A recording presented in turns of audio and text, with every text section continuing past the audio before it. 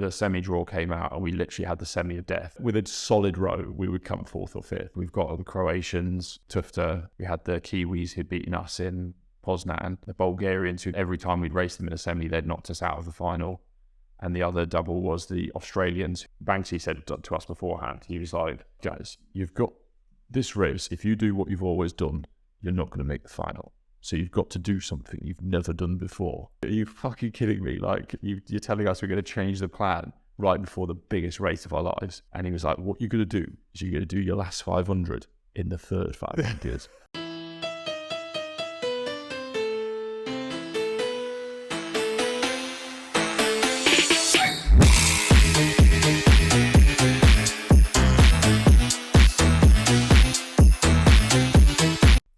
Hey, what is up? Welcome to Last Stroke Counts. We've got a pretty epic episode planned out today. We do have our first Olympian on the show. Please welcome John Collins. Yeah, it's a good one. Really happy to have you on, mate. We've rode together a bit in the past. Just to give a few of the highlights. There's way too many to name, but junior coupe medalist, twice been to the under-23 World Championships, 7 Henley Royal Regatta wins, which is unbelievable. Yeah. 6 senior World Championships, and then to top it off, 2 Olympic Games in Rio and Tokyo with 4th and 5th place. And then John wanted me to make sure that I also pointed out the most important thing being the 2015 Hansa Cup win. That's for James Rodkin. So yeah, welcome to the podcast. Thanks for having me. Obviously, man, it's there's not many people that have been around and still doing it that started when you started. But to get into that, then let us know, like how and when did you first get into rowing? So I actually I would hated sport before I started rowing. Like, I was rubbish at it. I can't catch or run. So that rules out almost everything. But I took up the Duke of Edinburgh Award at school, and as part of that you have to do a sport. And so obviously I'm there trying to work out what sport requires neither of the above. And my dad used to row and his dad used to row. So it was like, well, why don't you try rowing? And I had a go on my dad's rowing machine. I was like, nah, I'm not doing that. That's horrible. But then obviously when it came to a point where I had to choose a sport to do, it was like, well, we'll just, go down to a rowing club and see how you find it. And so I went down to Twickenham initially, but they didn't have juniors there. There's a couple of Twickenham guys in the team now, so it's always quite fun to be like, yeah, I got turned away from Twickenham. Ended up at Putney Town. And yeah, went out in a double with this guy called Jeff Adams, who's still there now. I think he's the chairman, not the president, no, the chairman. But he took me out in a double, and it was December, and it was cold and wet and horrible, and it hurt, and I was rubbish. But when we came back in, my dad obviously then goes up to him. He's like, oh, how was that? And Jeff goes, oh, I couldn't keep up. And obviously for a kid who had about as much athletic ability as a breeze block, I was just as soon as he said that I was good, I was just yeah, I'll do that then. And it was basically all downhill from there. That's definitely interesting because everyone we're saying, we're getting really interesting to see all these other sports that people are doing. Yeah. And I think you'd be the first one that was nah, sport wasn't for me. I've literally done nothing else. The only cycling I've done is as a result of rowing. I did I guess the only other thing I've really done in any meaningful capacity was running after Tokyo.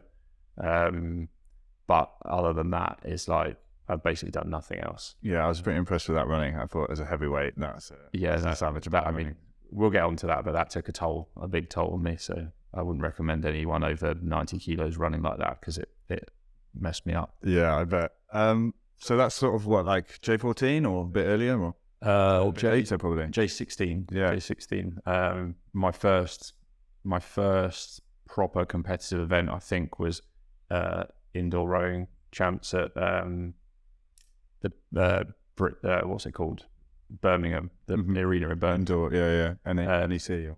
Yeah, I think it was called something different then as well. But there was Mo was there, Charles Cousins was there, and they all, beat me by about 45 seconds or something. Well, that's still pretty good if that was your first event. So what was your 2K then? I think I did a 7:01. Was my first As a J16? Yeah, which like I thought was quite good. Like at Punny Town, that was good. Yeah. But obviously when you got Mo, I think he was pulled like a 6:08 or something, and it was like, well, For everyone. So what year did you finish school? What was your last year of school? well, I did my A levels in 07. Yeah, so we're the same year. Yeah. Yeah, so I remember coming up as well, like that Molesey 4 with Yeah. like Mo, like that was like well known. Yeah. Like everyone had heard about those guys. Like you saw them walking around just like, Yeah. wow. Yeah. These giants. But then to go from first competition J16 to then 2 years later being at Coop. Yeah. It's a bit of a trajectory. So it obviously took off Yeah. from hating sport to presumably going down the rabbit hole of rowing. Well, yeah, so my training at Putney Town was basically that I would go down on a Wednesday and do either a 2K or a 5K ergo. And that was just basically it. And then row at the weekends, maybe twice, some more often than not, just once. And yeah, like my times were rapidly like moving me up into the men's squad there. And it was like, I don't think I should be like, this is a bit like what's going on. Like I wasn't that good at rowing, but like because my times were good, on the ergo, I was like, well, I must be all right at this. And so quite quickly, I then just walked across Chiswick Bridge to Tideway Scullers and met Alan Innes, who was like my first proper coach was at Putney Town, a guy called Seamus Keating, but he sort of like encouraged me across the bridge to Scullers to meet Alan Innes, who had coached guys to the Olympics. And basically I walked in there and he was like, I sort of explained to him my situation and he was like, well, do you want to go to the Olympics? And I was like, yeah. And he was like, cool, join the high performance group. And, you know, I was training with guys who'd already done Olympics there, like Tim Mayle and guys like that. And I mean, they were light years ahead of me, but like that sort of, I was getting absolutely destroyed like every single day, but the trajectory that set me on, like the standards that sort of woke me up to, made me realize like what task was in front of me. And it was just a case of turning up every day and trying to get a little bit closer than the day before. And I think that was like, things really changed like then. Like 2006, I'd say.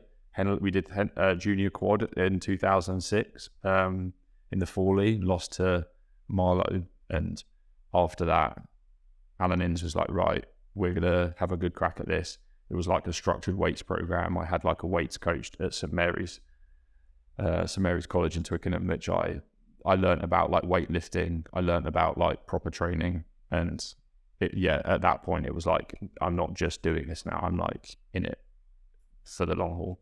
Yeah, that's a real tough environment, but then tough places create tough people. And I think like whilst everyone else at J16 is like messing about with a bunch of other kids that don't know what they're doing, you've put yourself in an environment where, like you said, like I remember that as well. Like, you know, first turning up at Leander's, I'm just getting destroyed by everyone every day. And then I don't know if I could do it now, but for some reason deciding to go back for more. Yeah. So like that obviously like has had a huge impact on like the speed that you've improved. Yeah. And also like it's just the environment I was in. My training, I wasn't a part of the junior squad at Tideway Scullers. I was in the high performance group and there was a couple of other juniors in there. And the guys who we were training with were like, they were going for under 23s. A lot of them were lightweights. They were like senior lightweight standard. And that was just what we were exposed to. And we weren't a part of like a club group. We weren't like, you often see at Tideway Scullers, there's like 150 juniors going out in whatever boats they can get their hands on. And I think quite fortunately was never one of those. I was straight away a part of a very focused group. I love that as well, that like at 16, your coaches just sit you down and be like, do you want to go to the Olympics? Yeah. And without that, it was kind of like when someone actually asks you the question and you go, well, yeah. Because of course, like who doesn't want to do that? Like, but then when someone actually who's going to make the plan for you says that, it's like, well, that's that then. Yeah, like when someone else starts to believe in you almost. Yeah. Have that belief in yourself. Yeah. I had it first year at Leander, 2 or 3 months in, Brian Armstrong sat down with me and was like, oh, you know, you're going really well. I think, you know, you could get a senior GB vest. And like, it's the first time in my life I was like, what? Yeah. Because I was just here having a go.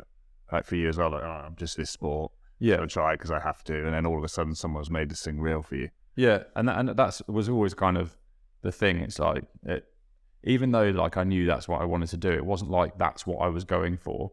It was like, let's see how close we can get. Like, it just became like, I'm having a go, but let's see if we can get there. And it's like, and obviously every year you get like a bit closer than the year before. So you're like, well, next year I might get closer. And that's kind of how my whole rowing career's kind of felt. Is like, I was just getting a little bit closer than the year before, and the people that were in front of me, a lot of them would just like disappear all of a sudden for whatever reason. Like they just stopped, or they got injured and suddenly would be behind me instead of in front of me, or they just weren't there at all. Yeah. And then the next thing I know, I'm like, it's 2012, and I'm in the double with Alison Clare, and it's like there's literally no one in front of us, like for the squad after London. Yeah.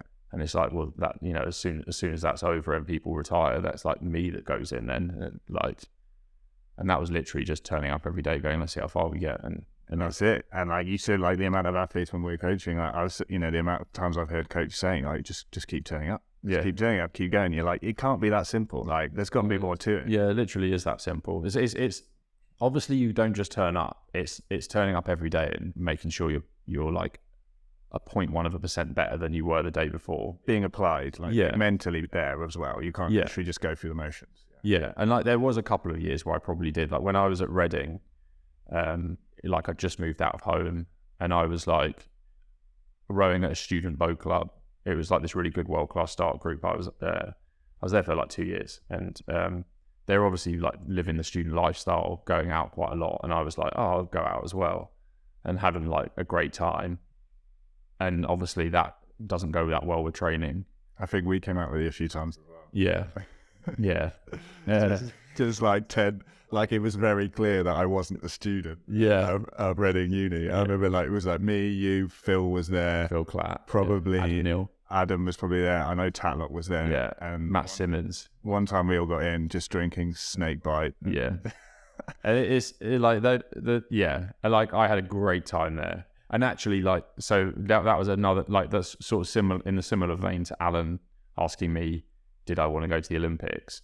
There was a time where I'd been turning up late for training most days. I'd like not been doing that well.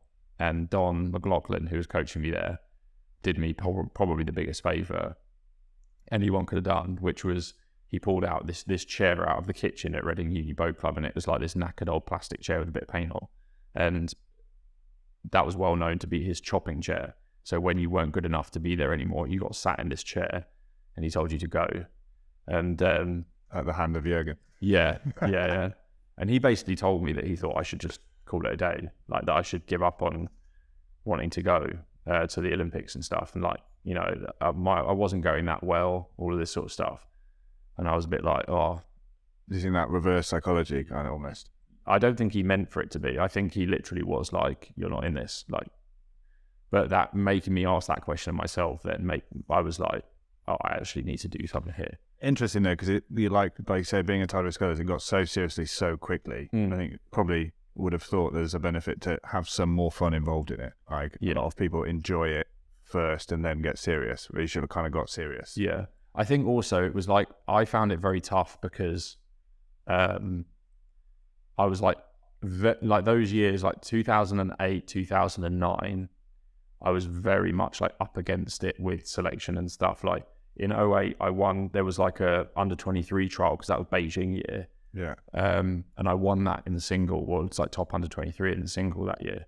And it was like, cool, well done. And then it was like, but we're not sending any scullers. And, you know, Charles and Bill went in the double, but I literally was like, went home and that was that. Like there was nothing more came of that. And I was like, well, what more do I need to do at that point? Like, yeah. I think we're both quite lucky that when we came up under 23, like GB really kind of expanded under 23. Yeah. Started sending full teams and stuff. Yeah. And well, yeah. So the following year, I then did the pair with the great Ray Poulter. And, well, that's when so that's when you came to the end. Were you still rowing as Reading? I was rowing as Reading, but I did the pair with Ray, and made that sort of switch to sweep to see if I had any better luck. And I could think we were the fourth fastest pair at final trials, and you're like, that should get you a seat race at least. And I didn't even get an invite. And it was literally, that was a year where they sent like not just a full squad, but like Coxed 4, like all these extra boats. I think you were in the 2009. I went in the 8. Yeah, that was it. But it was like such a full squad, and I literally didn't get a look in. And so I think like that sort of year, I was a bit like, this is just, what am I even doing? Like, this is brutal. Like, I feel like I'm doing what I can do, and it's not really doing anything. Maybe it's just not going to happen. You know. I think but like no one's ever got anywhere without feeling that at some point. Yeah. Like I think that's an important thing to think about. It's like, if you're thinking like, shit, this is hard, like, I don't know if I'm going to get anywhere with this, like, you're probably doing all right. Yeah. As long as you don't think about that all the time, but if sometimes that's coming to your head. Yeah. But before we move on too far, I think 2008, I'd love to ask you about that whole year, and just like from your opinion, like, it's really interesting listening to Dave, because you just remember different things. And like, from my perspective, that whole year, I was like chasing my tail. Like, I was always the last man in the boat. And like, that was my big focus. Yeah. How was it for you in the run up to it, or in the event as well? Well, into that, the Thames Cup, Thames Cup. Well, obviously, like, so it was my first year of under 23. So it was a little bit weird because off the back of Coop, I got invited to Caversham to mix in with the under 23s.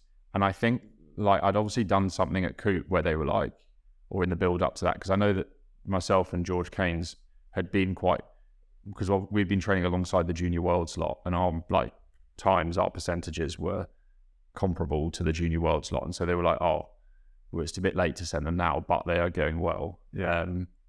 And so we got invited down, and I was rowing with these like senior athletes who were quite good, but I think like I then didn't perform. I didn't make some meteoric rise after Coop. It took a long time, and so then I was a little bit like forgotten about. Yeah. And obviously I came good for the under 23 trial, but by that point it was like, I think I'd kind of disappointed the powers that be. So it was a bit weird. And then so obviously then at Tideway Scullers, this Thames Cup 8 got put together, and it was like, I knew the guys, I knew that I'd be good, because they'd made the final. They'd lost in the final the year before, I think. I think most of them had kind of made Henley finals, but not. Yeah, like Graham had made a couple, but not quite finished it. That was it. Yeah, because there was a good quad that Graham was in, and Lucas Dalglish was in it. He'd stroked that quad. So there was like, those guys were good. There was like these other guys who'd all made Henley finals. It was like, yeah, this is going to be good. And I remember emailing Tom Gale, who was the coach at the time. He's coaching at UL now, and I said to him like, oh, I've just won under 23 trials. Might have a seat in the 8. He was like, our seat racing's this weekend. And I was like, oh shit. Yeah. Like, he's going to make me actually work for this. I'd never done like sweep seat racing at all. Yeah. And so I went and did that, and I like scraped in by the skin of my teeth and was like, oh Jesus, I best like learn how to do this thing. Yeah. Because I barely even swept before. I just was like, oh, here we go. That was an epic summer. Like I'd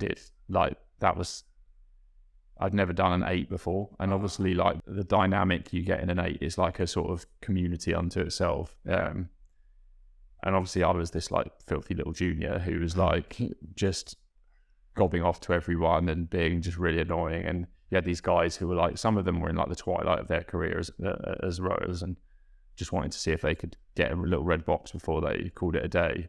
Such a great like place to be in, to be able to row with people like that and get that edge off them. Yeah. And it was just like, you know, like the Stern pair both done under 23s as in the 8 as like Stern pair of the 8, I think. And so they were like, it was a high standard 8. And yeah, it was good. Like we won a lot throughout that season. Obviously we like fell at the last hurdle, but I think beat us as well. Yeah, Matt. I remember looking at the back of Dave Jones's head. I was in like we were so far ahead, I could see the back of his head, and then you obviously like turned around. And that was actually one of the first times I ever thought about joining Leander, because obviously we'd like thumped you guys, and then you went off to Baniolas and just came back faster than us.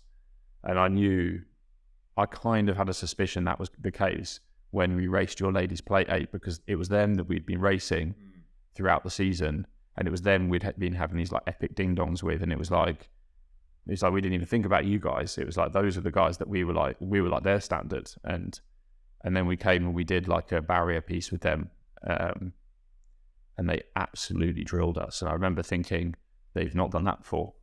And then I was like, oh, okay. And then I think a lot of things fell into place for us as well. Like I think that camp was, although it's always good and it's now almost become infamous, you know. Like, be careful of the Leander crew that comes back from their summer camp. Yeah. But it's like a lot of things happen. Like I said before, we got a bit of help from Ben Lewis. Yeah. Because Brian wasn't out there, and like a few different coaches had their eye in, and Ben even sat in the boat for a little bit at one point and drilled me.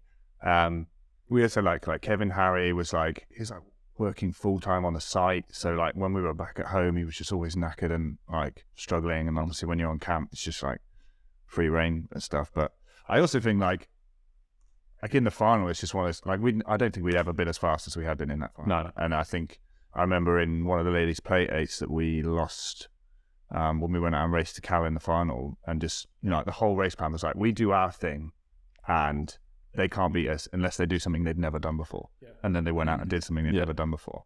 I think it's just one of those races where we got it right. Well, yeah, and I think we were very much of the attitude, like, don't mess it up.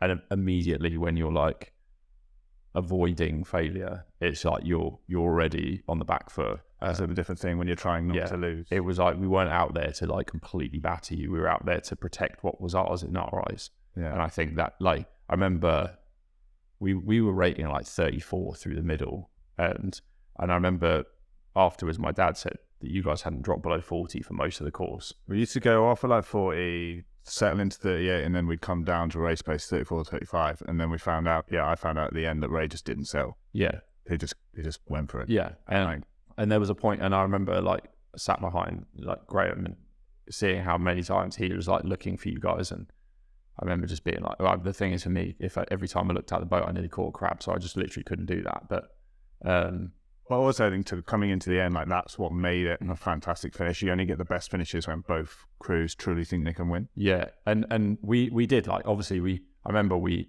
were like a length down for most of it, and then I think it was like 3 feet at the end or something. They called it a 6, but inside of that. Yeah. I mean, I remember I took my last stroke, like looked down, looked across, and you were in front. Yeah. So then I was like, I didn't, like in one sense, like it kind of robbed the victory a little bit because it was so close, we didn't know we'd won. And that was, we also like even that, it was like we'd practiced a sprint finish as an 8, and it's obviously a hard thing to do in an 8, but we had this like finish and we practiced it a couple of times.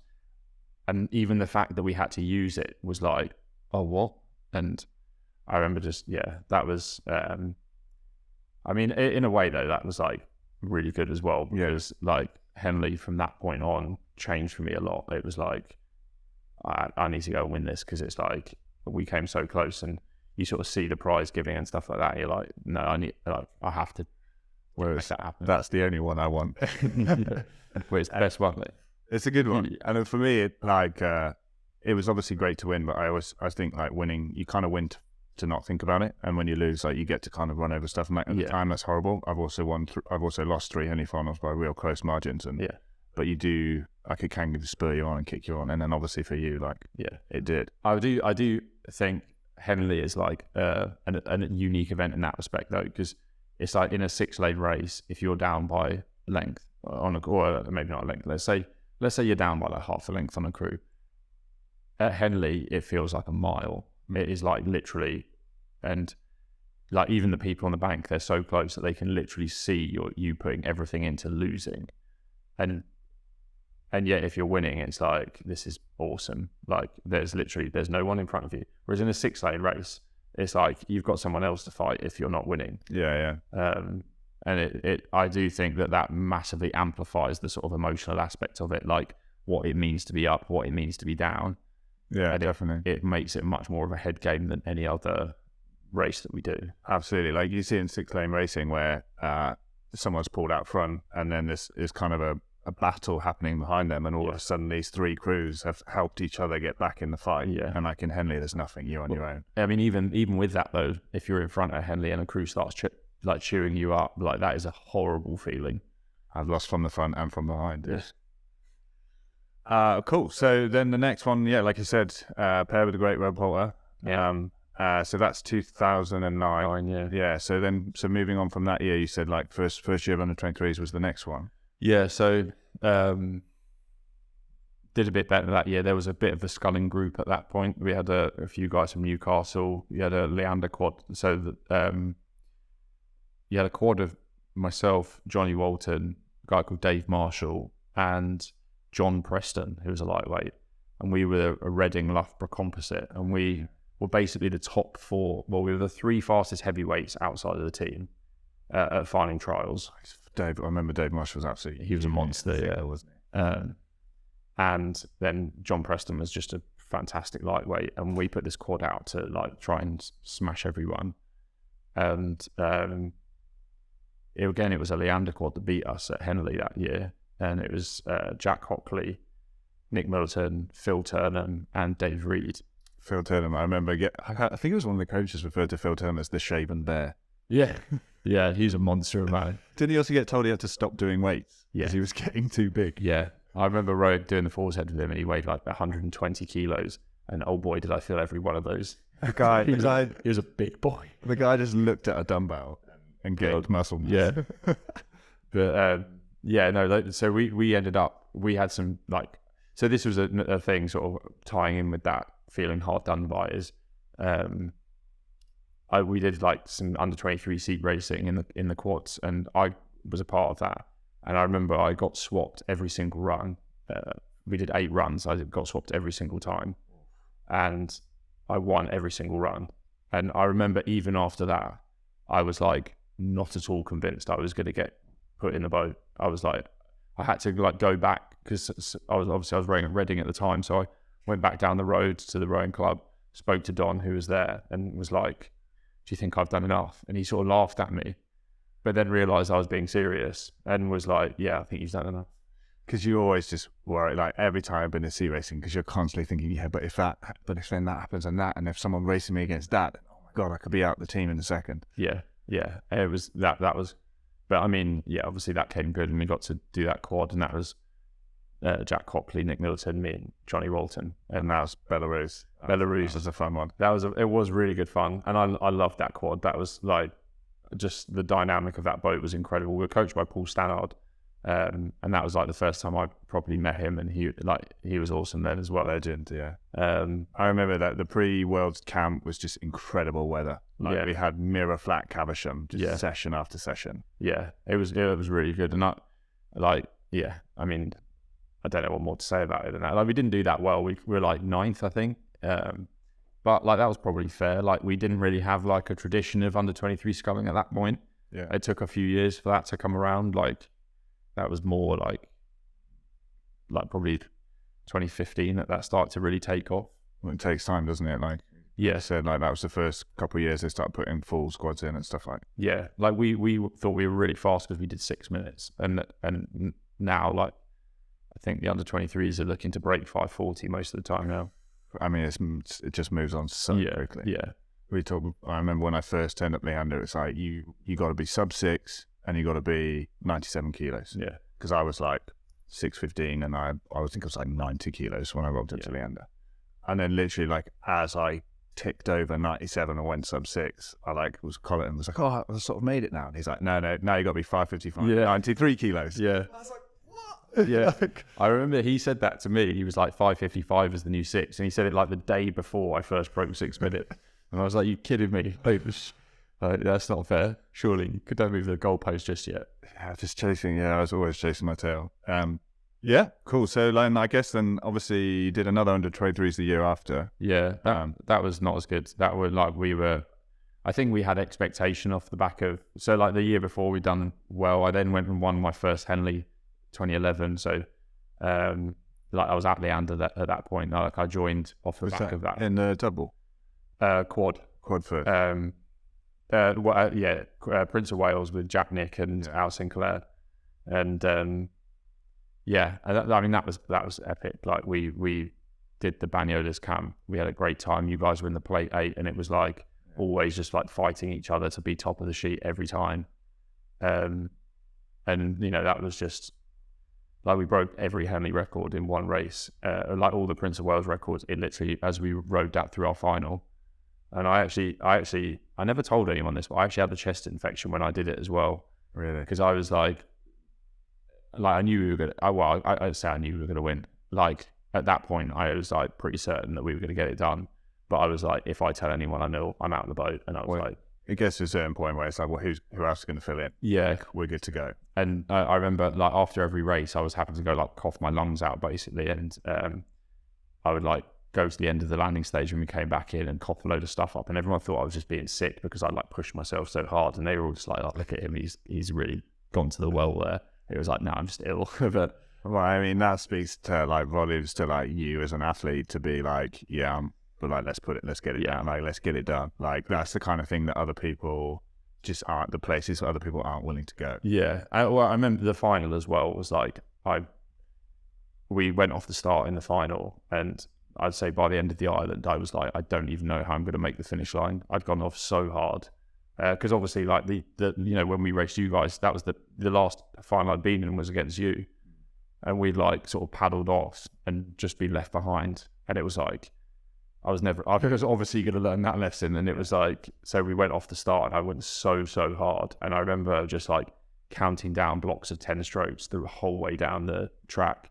You know you're in trouble when you're down to 10s, 50s sometimes, but 10s. Yeah, I was in such a bad place, but like we got to probably about the enclosures, and I was like they're going to have to do something pretty spectacular to come back at us, and they did make a little charge, but they just like fell apart doing it because they left it too late. Yeah. But of all my Henleys that I've won, that was by like far and away the worst rowing I'd ever done to win it.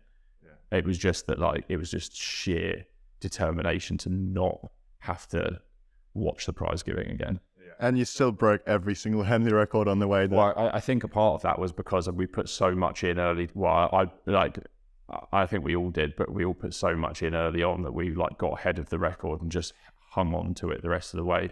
I mean, since then it's been broken like 15 times, but it was just a bit unfortunate. Yeah, the standards has improved in Prince of Wales massively over the last few years. Yeah, like our quad, that quad then, like now would struggle to make the weekend, I think. Jeez. Yeah, but you put it in terms of like all the other things they've improved in terms of like knowledge, nutrition, training, like all and the culture of sculling as well. I think that's the big thing for me is like the number of people who were as good as we were there, and there's now like 5 quads worth of people that are that good because they know what they have to do to be that good. Yeah. And then crossing the finish line, did you allow yourself to enjoy that win, or did it still feel like you weren't where you wanted to be? No, I definitely enjoyed that one. That was a big one. Almost to the point where I like had to remind myself that there was under 23s a couple of weeks away. Yeah. So I just went like, obviously that Sunday night was a biblical night in 2011. I guess that was the one that we lost to Harvard. Was it Harvard by a foot? I think it was, yeah, from memory. Was that the one where there was a bit of shouting going on, or was that the year off? Okay, so 2012 was Harvard for a foot, because in 2011 we beat Harvard in the semi-final. Yeah. And we had a huge humdinger. Yeah. And Ben Duggan, who'd been rowing it for Brown, had a bit of screamed, I think he screamed retribution at the Harvard crew, and then got told off for it. And then we lost to Brown in the final because we were just done from having raced Harvard. I mean, it was a good crew as well, but yeah, then the next year they beat us by the crossed, and then 2 of them screamed it back. Yeah. But it happened to be the 2 people that I was going to be in a boat with under 23s, where it was like Andy Holmes and Pat, who came to live in my house for the first week before we went to camp. So that was like a little bit tense. Yeah, I bet. I don't know. Things, it's difficult on the finish line. Emotions come out. Yeah. It happens. Cool. So then moving on, obviously, like from under 23s, I think like then was that 2012 year that we were involved in the there was the Olympic year, and that was where it was like, right, if we sort ourselves out, like we'll be in line. Yeah, I mean that year started really badly for me, because you remember we used to do those 3K time trials at Leander. And Banksy then changed them to 6Ks and even a couple of times 9Ks. With quick spins. And I remember on one of those getting beaten on time by Rachel Gamble-Flint. And it was just because I wasn't great at long distances, and I wasn't great at low rates, and she was really good at both. They were always rate capped, yeah. And I remember just being like, this is horrific. And then Banksy took me aside and was like, what's going on? Like, why are you... this would probably be around Christmas time. He's like, this is, you're embarrassing yourself. I was like, it's getting to the point where I don't think you should scull anymore. And I was like, Banksy, like, we're doing these 9Ks. I'm just bad at them. He's like, give me some 2Ks. Sure enough, we come back after Christmas and there's 2Ks on the program, and suddenly I'm like back in the mix again. If you were losing to Rachel Gallifrey, I'd hate to know where I was. I mean, I think I was losing to pretty much everyone. I remember again, like we used to have under 23 gold medal times. Yeah. And I was just fighting to get, and I finally got myself up to like a decent like percentage on under 23. And then again, they were like, yeah, we're not doing that anymore. Yeah. Like under 23 times destroyed. Yeah. I don't know if that was like to do with the Sinkoviches. When they won under 23s and then senior worlds in the same year, and everyone was like, "Yeah, no, you can't do that anymore." Yeah, but yeah, no, that year it started. It was a tough year to start with, but then once you got into the groove of it, it was like, okay, we're going to target a double, and then there was like, who's going to be in the double, and you had like you obviously had like Wilco's, Tom Wilkinson was doing was sculling then. You had obviously Jack Cockley was around. You had Nick Middleton, Dave Reed, and all those boys who. And you had. Remember Zimbo? Jamie McKenzie, I think his name was, and he. Yeah, he was sweeping there, wasn't he? He was involved in that sweep group. Yeah, but then he went in the quad for some reason. I think he had a back. Yeah, it was a problem with his back. Yeah, but so yeah, we had this, and me and Al ended up being in the double, being coached by Chris Colleton. And the two of us just got on really well with Chris. Like he was sort of one of these Marmite characters that some people just really didn't like him. But the way he was just so brutal about like how you're rowing, just that really worked well for me. Yeah, I like that. It's not what you want, it's what you need. Yeah, and the amount of times he would just like completely dress me down, and I'd have to be like, oh, okay, well, I best sort this stuff out. Would he do like me and Webby in the pair, like for 2K on the far side, he just shout no, like in every stroke, and like 2K, like no, nearly, better, no. Yeah, I mean, that's brutal to row along with. I remember when me and Al raced Henley that year, we raced this Dutch double in the first round. It was on the Friday because we were seeded, because we were winning like Met and Marlowe by like 45 seconds. Yeah. And yeah, we raced this Dutch double. I remember thinking they'd be really good, and so we went off the start like a rocket. And by the end of the island, had clear water, and I was like, oh, all right. And so we like went through the steps to like chill out and all that. And afterwards, Chris had been in the launch, and he like put the video up on the screen in the gym and just proceeded to like completely tear us to pieces. And I was like, we just absolutely destroyed these guys, and I feel like I've lost. But that mentality actually like meant that it wasn't even about winning at this point, and it was just about like demolishing whoever we were racing and doing it perfectly. And I think that definitely helped me a lot, as in terms of like an attitude. I was like, that really worked well with me. So it's like elevating your standards, isn't it? It's like making you question everything, even when you've won. Like, what could we improve? What could we improve? And then also like you never really. It's difficult to like view yourself as good as you are sometimes until you kind of have those races to prove it to yourself. Like you said, like, oh, we're nowhere near these guys, and then it's like, oh no, actually, like, kind of burst through that ceiling that you'd set for yourself. But I do actually think later on that's come back to bite me a little bit, because it was that attitude at Leander of like win everything by as much as you possibly can. That was really good, but like I've really struggled to shake that off. It's like if I have an opportunity to win by more, I will more often than not take it instinctively. And actually nowadays I'm racing guys who are so good that if I do that to them one round, the next round they'll destroy me because I've spent all my pennies. Yeah. And it's like what I have to do that is too much. And so I'm not quite as savvy at racing as like some of the guys who maybe weren't brought up in that culture. I've almost never really been able to wrap my head around it. It's just like if I can have more, I will take it. And it's just like a racer mentality, I guess. Like it's the double-edged sword. That's what got you to where you are. So like you can't. Yeah, and I do think like in sort of a world champs format or something like that, where it's just about that one race, or Henley format where it's just that one race in a day. That's fine, but obviously like at some point you've got to get selected and things like that. And in those scenarios, that doesn't do me many favors.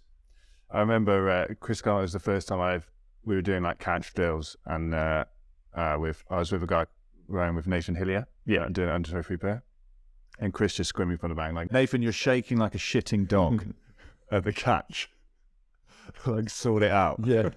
And then the other one was me and Webber in the pair, and we were rowing up on the far bank, and we just heard Colin go like, and I was like, "Webby, did you get that?" He's like, "Nah. What should we do? Just pull harder." So like pull harder for 3 strokes, and then we hear like, "Good change." Yeah. Sometimes you're just like, "Oh, That'll do. Big 10. Oh, there we go. He likes that. yeah, more power." Yeah.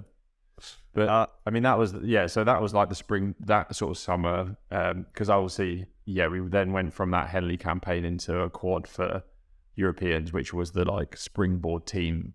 It was basically like, if you were in that team, you were probably going to go to the squad after the Olympics. So that was the sort of that Henley win was my springboard into that team in a quad. Al Sinclair was meant to be in that quad, but then he broke his foot, so he actually then had to come back in sort of the hard way. But so Dan Ritchie came into that, who'd been doing a pair all summer. And so, we had, and that was great. That was me, Johnny, Nick, and Dan Ritchie. And that was my first like senior international experience. And that was such an eye-opening experience. Like, the level of intensity at senior racing was just massive. Having raced like Met Regatta, and you'd go off and 250 in, it's like, and relax. Yeah. And in this quad, it was like, get to 250 in and go harder. It's like, you've just done a start, you get to 250, and then it's like, in order to transition to a good pace, you have to then attack.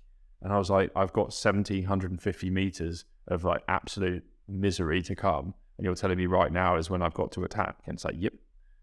I remember the summer we did I was in the 8 for that one. Where did you finish? 7th. Yeah, we came with. So we in the semi, we were just up on Russia, who were the world record holder, had broken the world record that year in Lucerne, and we like just missed out. And Johnny afterward owned up that he basically thought we were at 250 to go, at 500 to go, and had sold his soul, and obviously then run out of gas. And it was literally like a foot in it that we missed out on the A final by.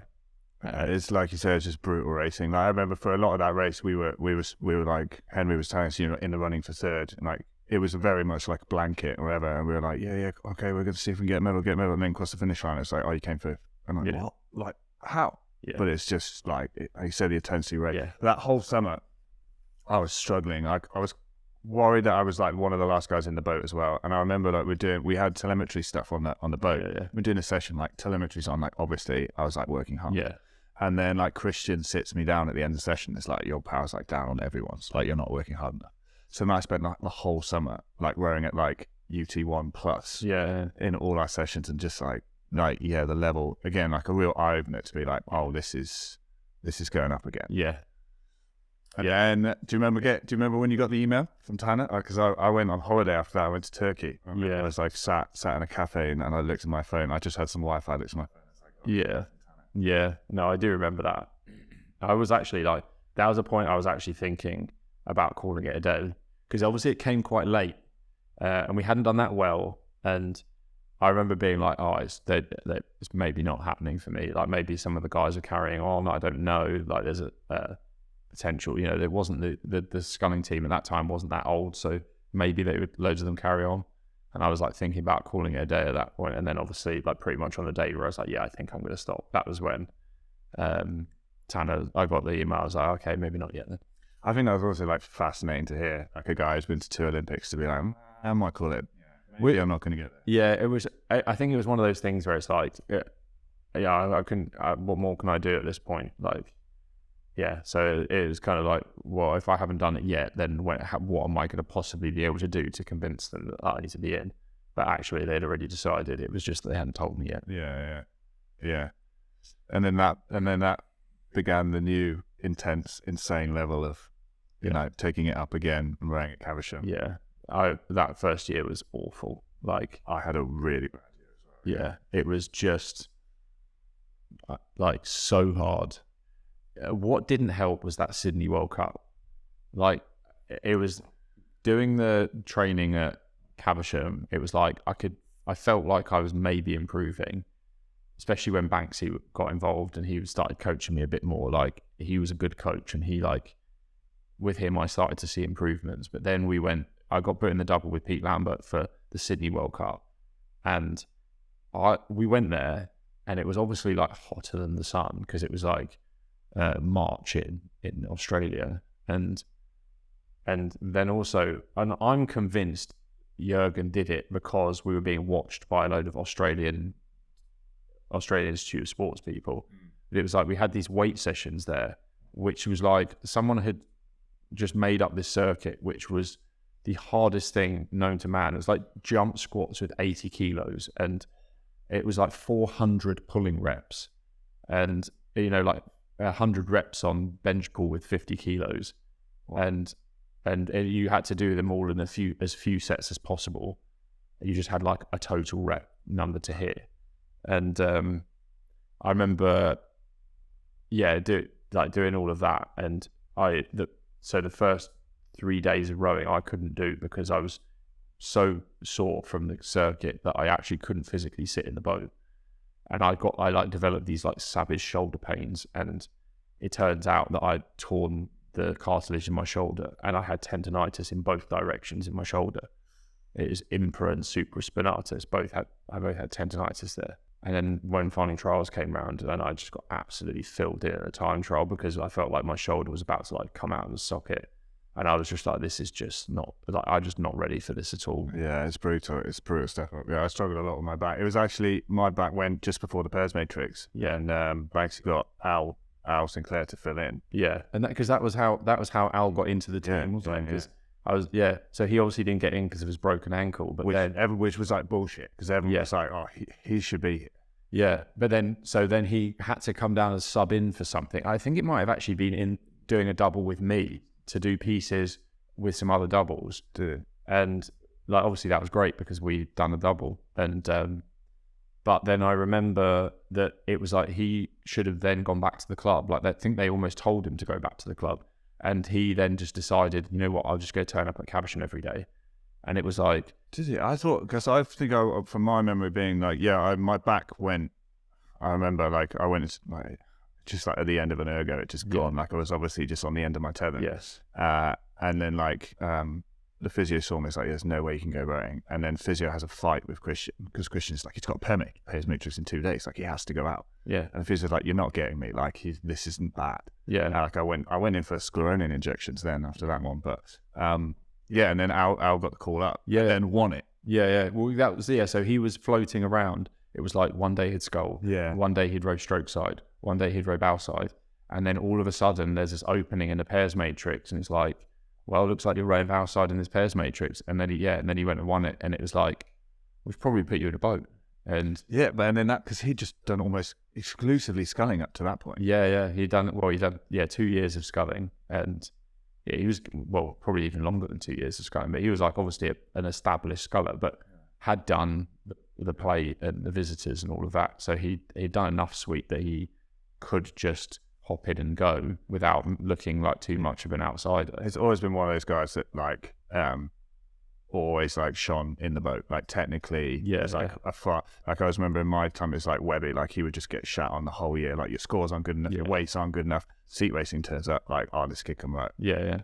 Like without I remember so one of my worst ever fours heads was with Al Sinclair and with Matt Gottrell, and who's obviously now an Olympic champion, and Lance Trudell.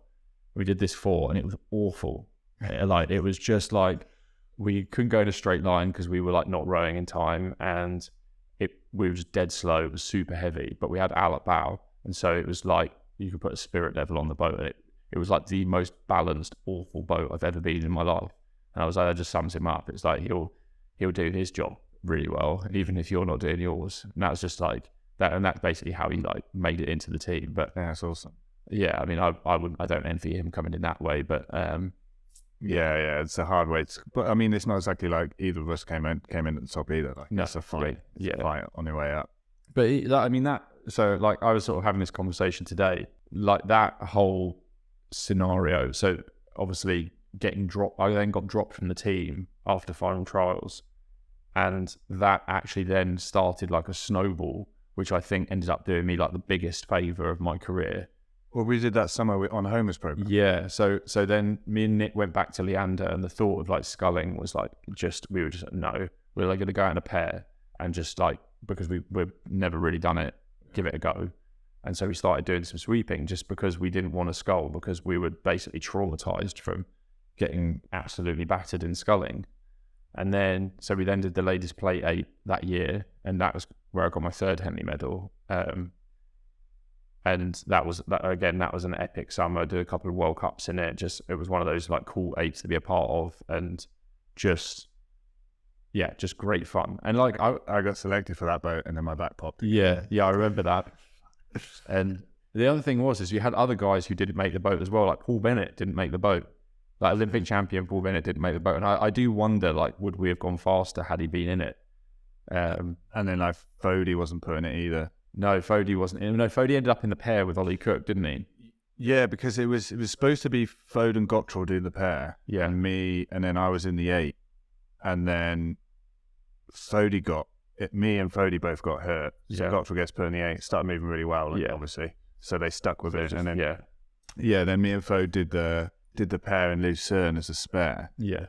And then in seat racing, I think I got pipped by Ollie, and then him and Ollie ended up going. Yeah. But we did that. We did that 8, and that was obviously great. And then off the back of that, we don't then go to Worlds. So whilst everyone was at Worlds, and this is what I was talking about today, because we obviously did some intervals today, but I did this program with so Mark Homer, the physiologist, basically did like a bit of an experiment with interval training. And so I'd spent the summer doing this like mad program. Crazy, some of them sessions. The one I was talking about was the 12 250s with 10 seconds rep. Yeah. A minimum rate cap of 40. And that was just like nothing like any other training we'd done. No. I remember just like going in a gym, and then obviously it's horrific, but then being like, is that it? Like, I've been here 20 minutes, like that's the session. I'm like, that's the session. I was saying it like that. So the highest lactate I've ever recorded and the highest heart rate I've ever recorded was in that one session where I got 21.6 millimoles of lactate. I basically was like if you took my blood out of my body and injected into a normal person, it would kill them. Like battery acid. Yeah. I was literally one of those things of Alien. Like, it's like if you stabbed me, I'd melt a hole in the floor. And I was like, so off the back of that, we then come back. We had like a week off before we've got to start training again, because we did the Hans Cup as well that year. And so everyone else comes back from their 3-week break, having had a nice holiday and all this sort of stuff. And so we were like piping hot at that point. And Jürgen decides we're all going to go into singles for the autumn to do like a couple of races and stuff like that. But like obviously interspersed with that is like some crew boat stuff. And at that point I'm a sweeper because I've been in this 8. So I did a few sweep sessions but then got some good sculling results because I was like super race ready, having done all of this stuff, which is brilliant because I'm like suddenly in the mix. Like I'm beating like good established scullers. And I'm like not far off the top of the pile, and it's like, oh, this is great. And so Jürgen put me back in sculling, and then that Christmas I got injured, and I was like, I like my first proper injury, basically my only like serious injury since I've started rowing. Basically, what was that? Bulging disc. And I was L4, L5. Yeah, L5 S1. Oh, I've done both. So I remember we did like the crew boat testing and all of that, which went really well just before Christmas. And then I went on Christmas break. And I had all these good intentions to train over Christmas. And I woke up on the first day of the Christmas break with shooting pains in my legs. And I was like, oh, hopefully this will go away. And like Jürgen had told me just before we went away that I was going to be going to South Africa on training camp. It was my first South Africa. And it's like, they could only take like the core of the team to that camp. And if you weren't part of the core of the team, you'd go to Sierra Nevada. And I was like, I got invited to South Africa, so I was like super chuffed. And I was like, I need to be okay to go. And I basically just like did no training over that Christmas, just lay on my back. And sure enough, turned up on the first day back. It was like a 20k ergo because it was too windy out. Did it and was like, I'm not okay. Went and saw Anne Redgrave, and she did this test on me where she like pulled my feet down. And when she pulled on my left foot just collapsed completely, and I just could not do anything with it. And she was like, you're not going on camp. Yeah. And so then Jürgen comes and finds me, and he was like, okay, like he almost straight out the gate said to me, we're going away on camp in February. It's like middle to end of February. And this is like in the new year. And he's like, that's when I want you back on the program. And it's like, so I had like nearly 2 months to sort myself out. And it was like, I don't need that long. Like, I'll be back. And he's like, no, you just take your time. Like fix what you need to fix. He's like, sort your sculling out, see if you can improve your technique. Like, do what you need to do to be the best you can be, not just recover, but to also be the best you can be. Yeah. And so then I spent the next 2 months just land training, and like it completely revolutionized my physiology doing that, because I was like, there were some days I was spending 3.5 hours sat on a static bike just staring out of the lake, and it was just like, it's the most soul destroying thing you'll ever do. But like, I just knew that it was like it revolutionized my weights, it revolutionized my ability to do the program. I was like, even though I was still sore afterwards, I still had a sore back. In terms of being able to do the program and survive it, I was like, from then on, I've just been bulletproof ever since. That's what it's all about, surviving that program, isn't it? Yeah. And I think, I always said this before, I always think like, I've got fitter on the bike, because when you mimic the sessions that you're doing on the erg, but you're on the bike and you're never rate capped, so you almost like can work harder or work at that higher intensity. But yeah, I mean, Jürgen, obviously for me in my back, like Jürgen's program didn't necessarily like work fantastically for me. Like I wasn't as unbreakable. But one thing I will say for him, like he definitely had his like finger on the pulse, like way more than you would think. Because on a general day in training, he would kind of wander around, maybe like wouldn't say a lot to you.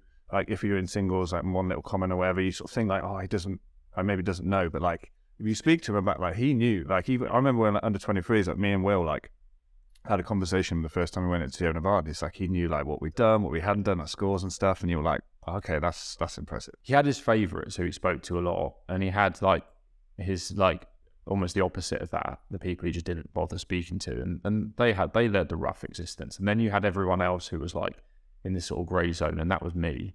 And once every like few weeks, you'd be going through to do like third session on the ergo or something, and he would just be like hovering by the door to the ergo room, and he'd just like grab me by the arm, and he'd be like, okay, John, things are going well. And he'd be like, are you okay? Sometimes you do not have to go so hard all the time. And you'd be like, all right, yeah. And it's like just that little bit of like an attitude check, and you knew you're on the right path. He didn't say a lot, but what he said, you listened. Yeah, and that was like just that.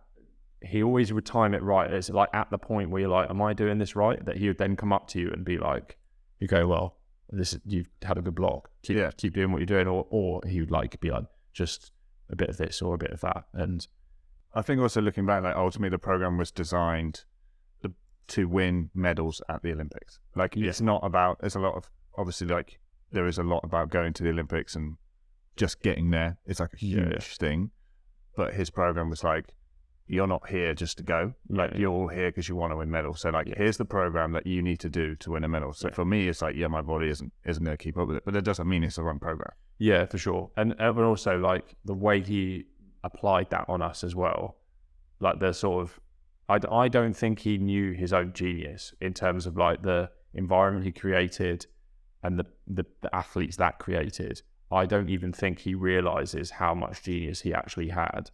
I think it was just this like feeling he had that he like applied to what he did. And at the end of it, he got a whole like truckload of gold medals.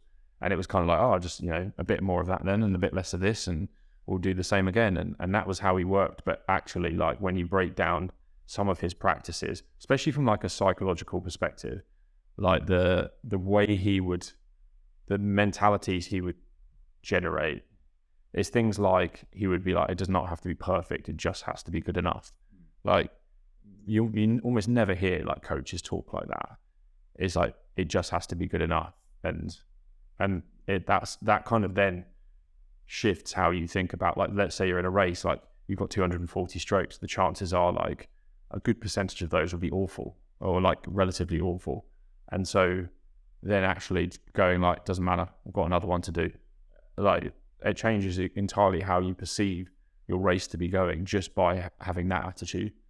Yeah, I think that's interesting what you said about him, like not even realizing. I think you see that. I think that's quite common in people who are really good at, like naturally really good at stuff. Yeah. She'll be like, do you realize how good you are at doing that? Yeah. And like they almost don't because it's come naturally to them. But then I think that worked against him as well. Like later on when he used to, like you say, he used to walk up and down in the ergo room and like look in the whites of your eyes whilst you're on the ergo. And he kind of knew us all as individuals.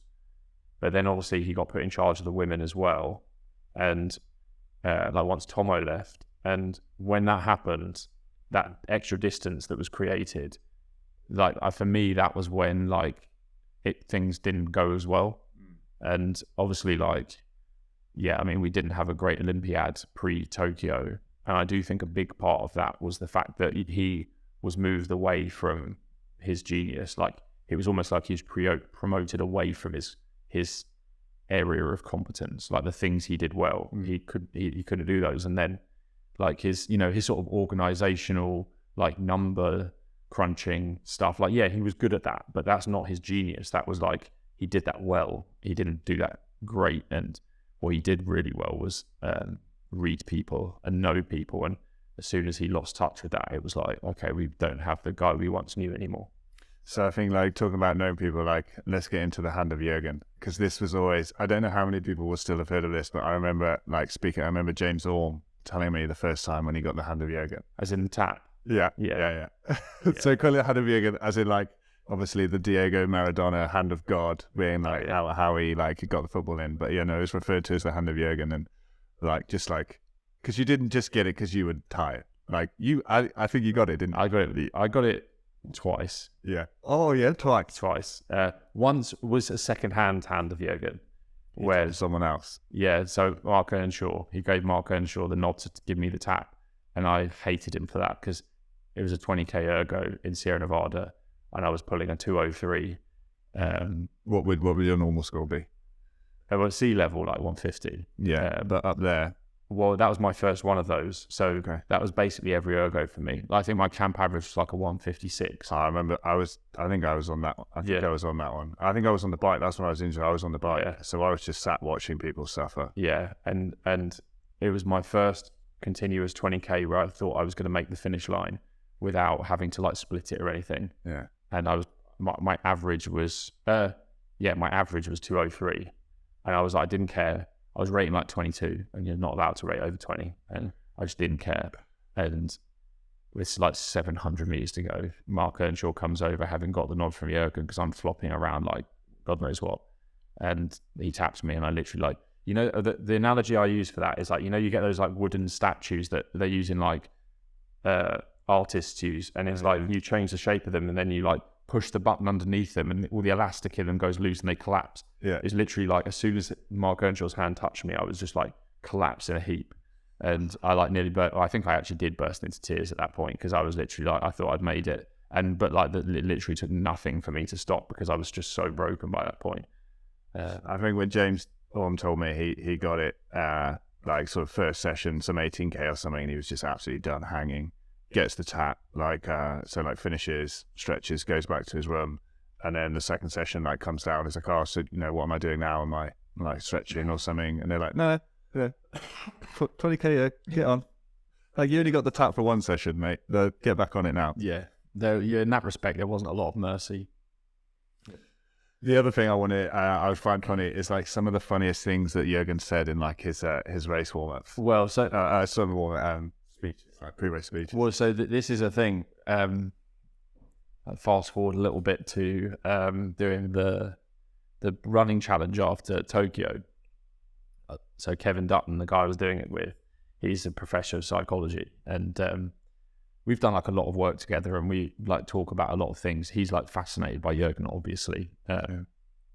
But one of the things we came up with was essentially a game where, if someone were to say to you that they trained in the squad under Jürgen, what question could you ask that where their answer would determine for sure that you'd know that had they been in the team under Jürgen? Yeah, to prove it. And it was like, what does the man have? A hammer. Yeah. What color is the machine?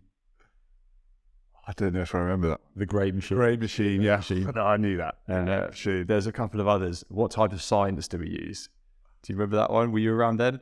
No, this is not the. This is they're all men. They all boil in water. No, like we always used to call it normal science, didn't we? When Jürgen came up with like some physiology that like you kind of like, I don't know if the science behind that's entirely accurate, but Jürgen's decided it is, so we'll do it. I remember that. I remember women saying like, you know, you don't have to worry about the competition. We're all men. We all boil in water. Yeah. And I remember thinking like, I think technically he is right, but And I'm not sure how that helps. It was also obviously the saying is Rome was not built in a day, and he used to say London wasn't built in a day. And you're like, I mean, sure it wasn't, but When the blackness comes, yeah, and when the man with the hammer yeah.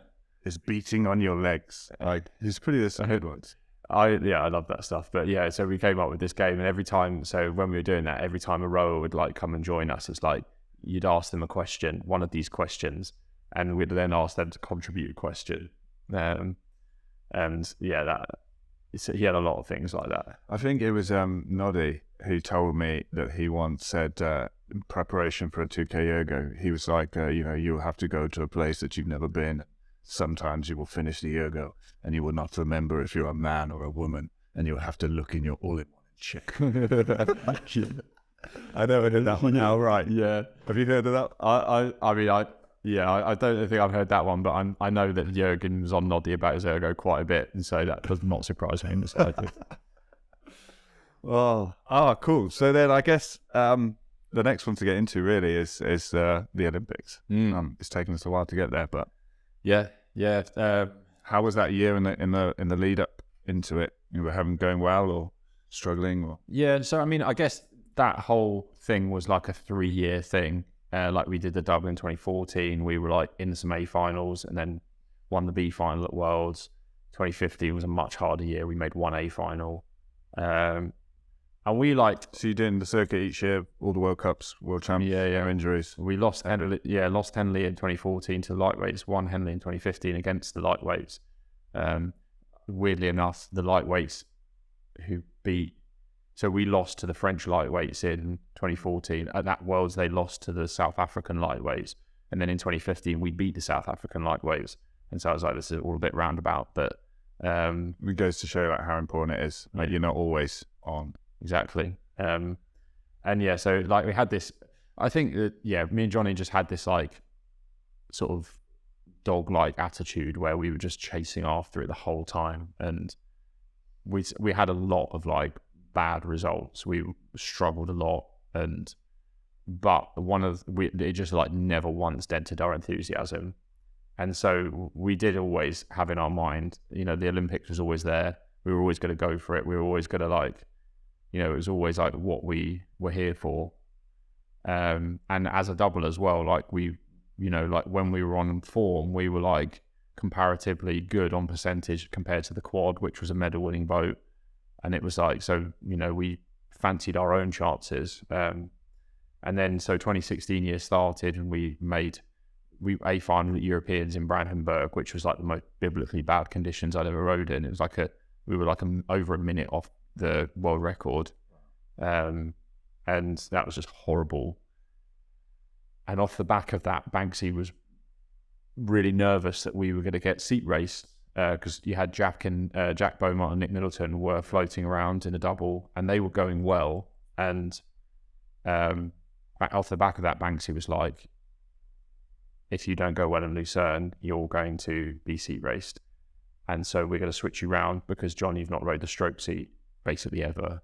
And Johnny, you've not really rode the bow seat basically ever. And if you do seat racing now and you haven't rode in the other seats, you're going to be at a serious disadvantage. And he was like, so we're going to switch it around for Lucerne. And it was like, all right. And obviously that was a lot of pressure. And we were also racing Jack and Nick in Lucerne. And we both got put into the ret. And they were in the lane next to us in the ret. And it was like, oh, there we go. This is basically our Olympic selection right here. And the thing is, for me in the stroke seat at that point, I couldn't pace a race. So I was like, working at the same level of intensity I was working at in the bow seat, but in the stroke seat, if you do that, you put yourself at very high risk. But you're still working hard when you're in that seat, but in terms of like your perceived effort, it's a bit different. Whereas like in the bow seat, you just kind of jump onto the red line and stay there. It's a bit harder to like blow yourself up, whereas in the stroke seat, it's really easy. And I still was managing that. But in this case, what that meant was that we just took off like a rocket and just like rode away from the field and got like two, you know, we had like a length of clear water over some pretty handy doubles as well. But obviously Jack and Nick were one of them. And yeah, beat them. Like they came back at us a little bit at the end, but by that point we had it in the bag, and it was like a horrifically painful race because I'd gone off like that, but also it was probably what was called for. And then Pete Lambert in the quad got food poisoning, and so Jack went into the quad for the final. He got a silver medal, to be fair to him, but then he then came into the double like an hour later to race the final, and obviously having just won a medal at the World Cup in a quad, then getting into a boat for another final, they like didn't even feature in that race. And so like I think we came fifth. It wasn't a great final for us, but it was like we'd secured our Olympic selection with that. Yeah, I remember that. I remember that coming out on Facebook. So I remember your dad being very, very happy. Yeah, obviously. But I mean, we held on to the back. We got a bit of a bollocking from Banksy there because it was like the gap between us and the medals was quite big, and people will look at that and think we can fill that gap.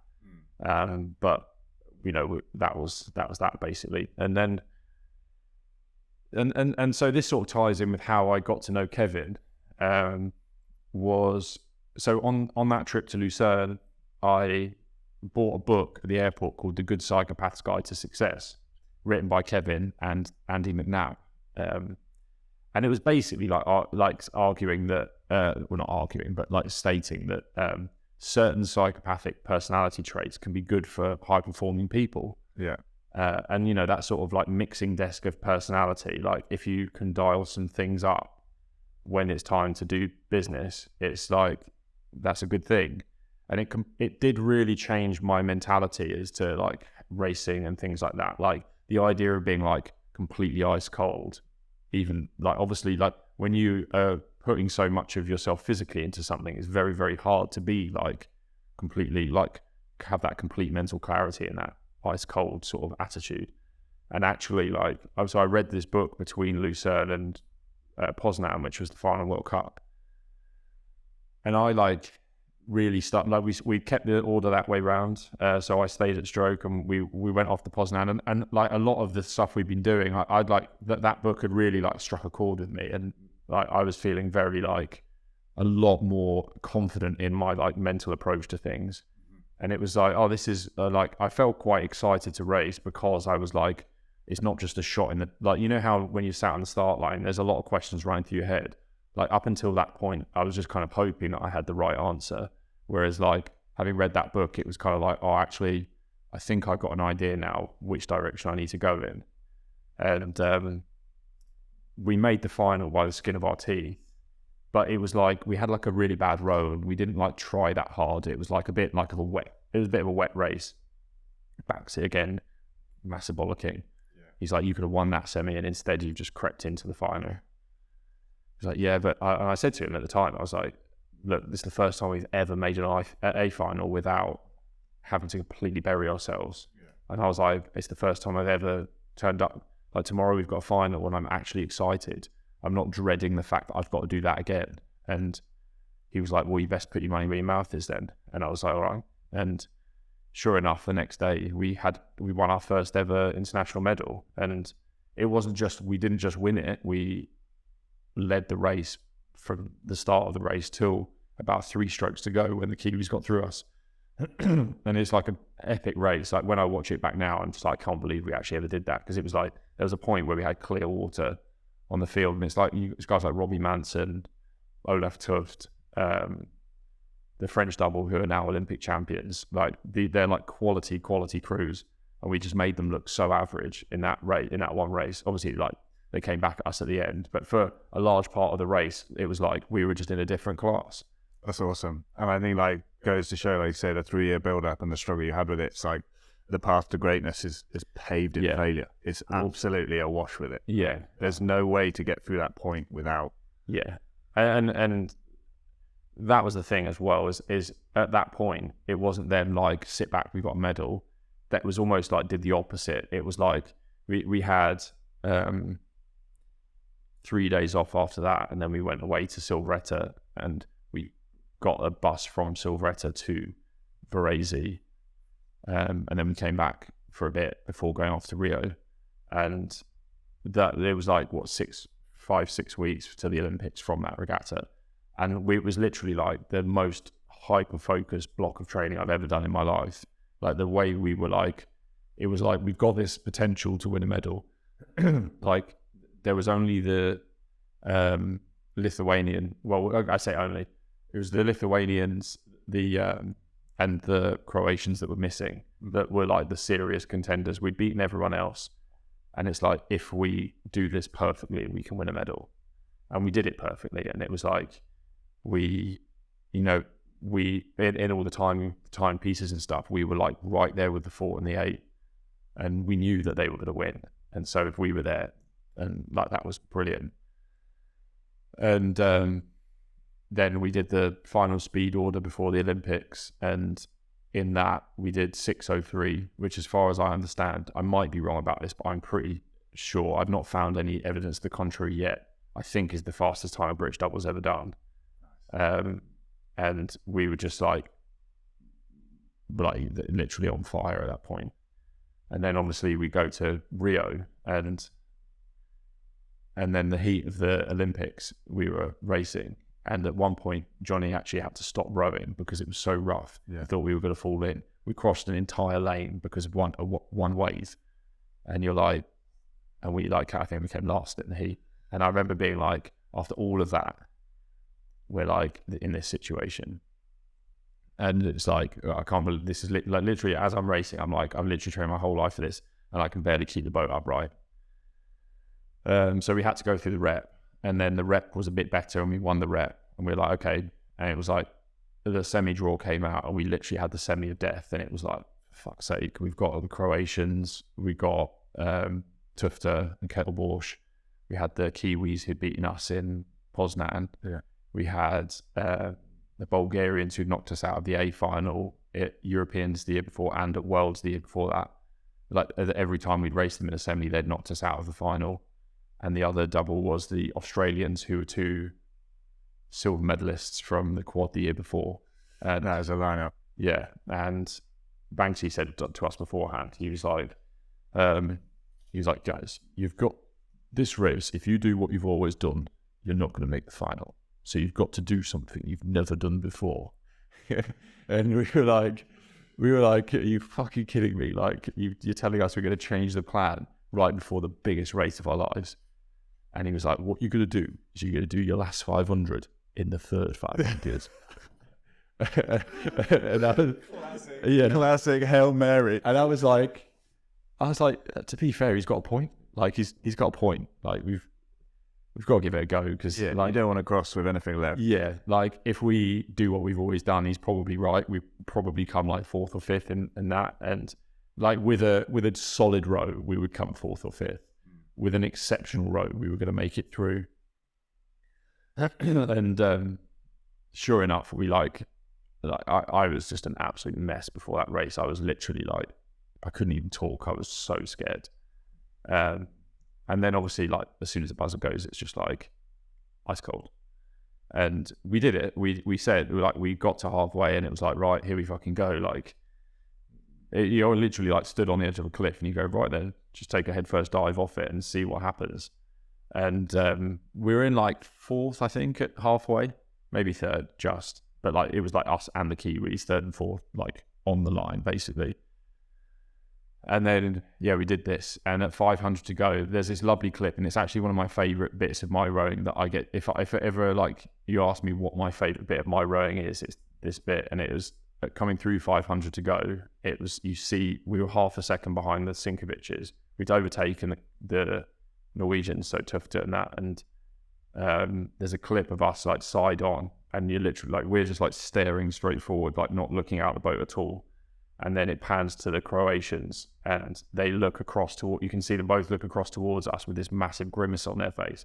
And just the fact that they were the fastest 2-man boat of all time, and we got to inflict that pain on them, was like, fuck yeah. Like, we've spoken before, like no one's ever broken world records or achieved greatness without having that crew that's pushed them there. Yeah, and just to like, even to like, you know, like the sort of old Rocky, like he's gonna lose, but at least he can go the distance. It was like one of those type things, and obviously then we get carried through with that, and like with about 250 to go, the wheels were obviously falling off in a big way, but we were just far enough ahead of the Kiwis that they basically kind of tore themselves to pieces. You got them in the head, yeah. Yeah, I mean, I don't want to say that we like made them drop the shopping, because I don't think at that level anyone does, but you put people under so much pressure that they will bury themselves into the floor, and you'll make them lose their race plan, and that's essentially what we did to them.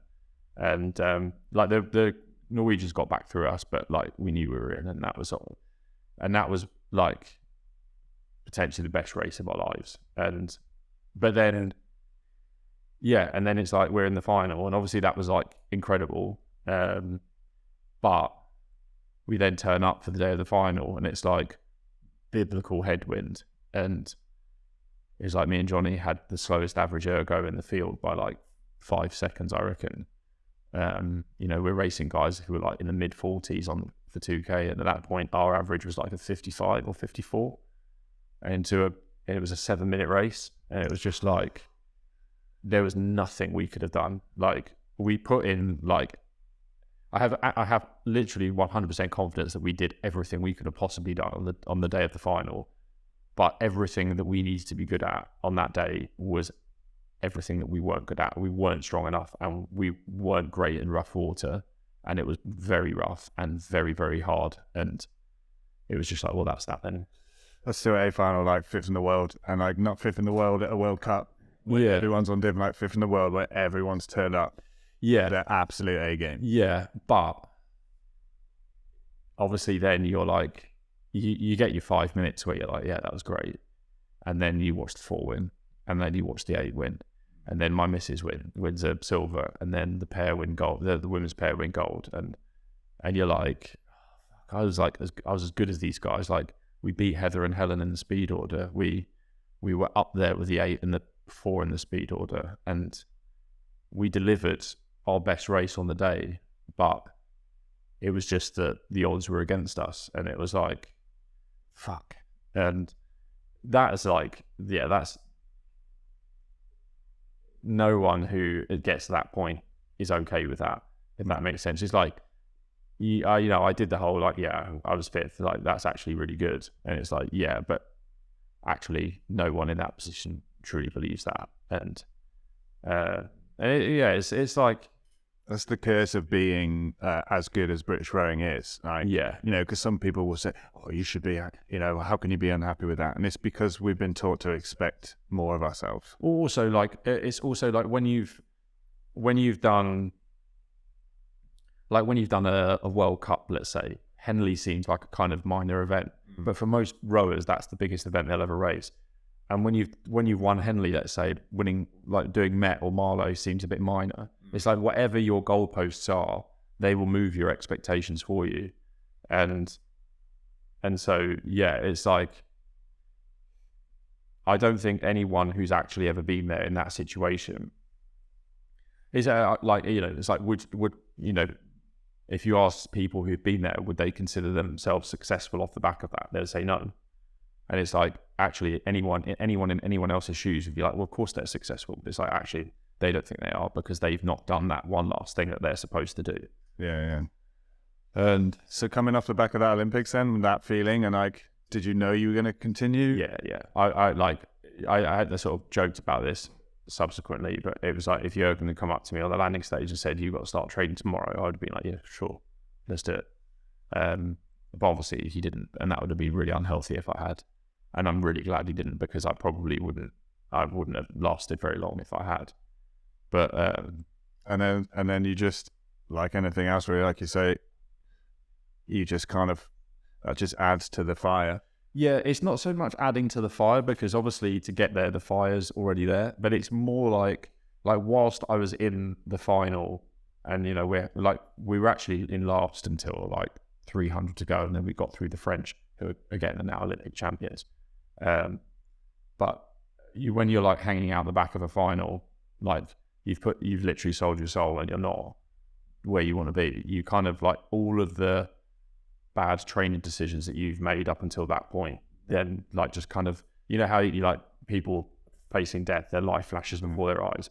Well, when you're facing having a shit Olympic final, all of your bad training decisions flash before your eyes. And it's like those sort of Friday third sessions where you've got a 12K to do it and you go and you just like quick turns, bang it out, no thought, just like thinking about what you're doing this weekend. It's like random stuff like you'd just be like, oh, that time I was supposed to do 3 sets of 12 on the power clean, but I only did 2. Like the weirdest thing would just come 100%. And all of those come in front of you and you're like, all of those opportunities to be a better athlete than I am now are right there as clear as day in your head. And it's not that it fueled my fire, it just made me realize that everything we do, no matter how stupid it seems to do it, like there's so much training that we do that I'm like, there's not much point to this. This probably isn't going to make that much difference, because that's the nature of a program where any Olympic program is you've got to do more than what is necessary. But every one of those sessions is an opportunity to be a better athlete than you were. And actually from that point on, I was like, I can't go out and waste anything. No matter what the session is, I have to get at least one thing from it. Even if it's just like, I don't know, like the most minute thing. Even if it's literally like, I've come away feeling better for it. Like I'm in a better mood now than I was beforehand. As long as you take something from it, like then all of a sudden you're always moving forward.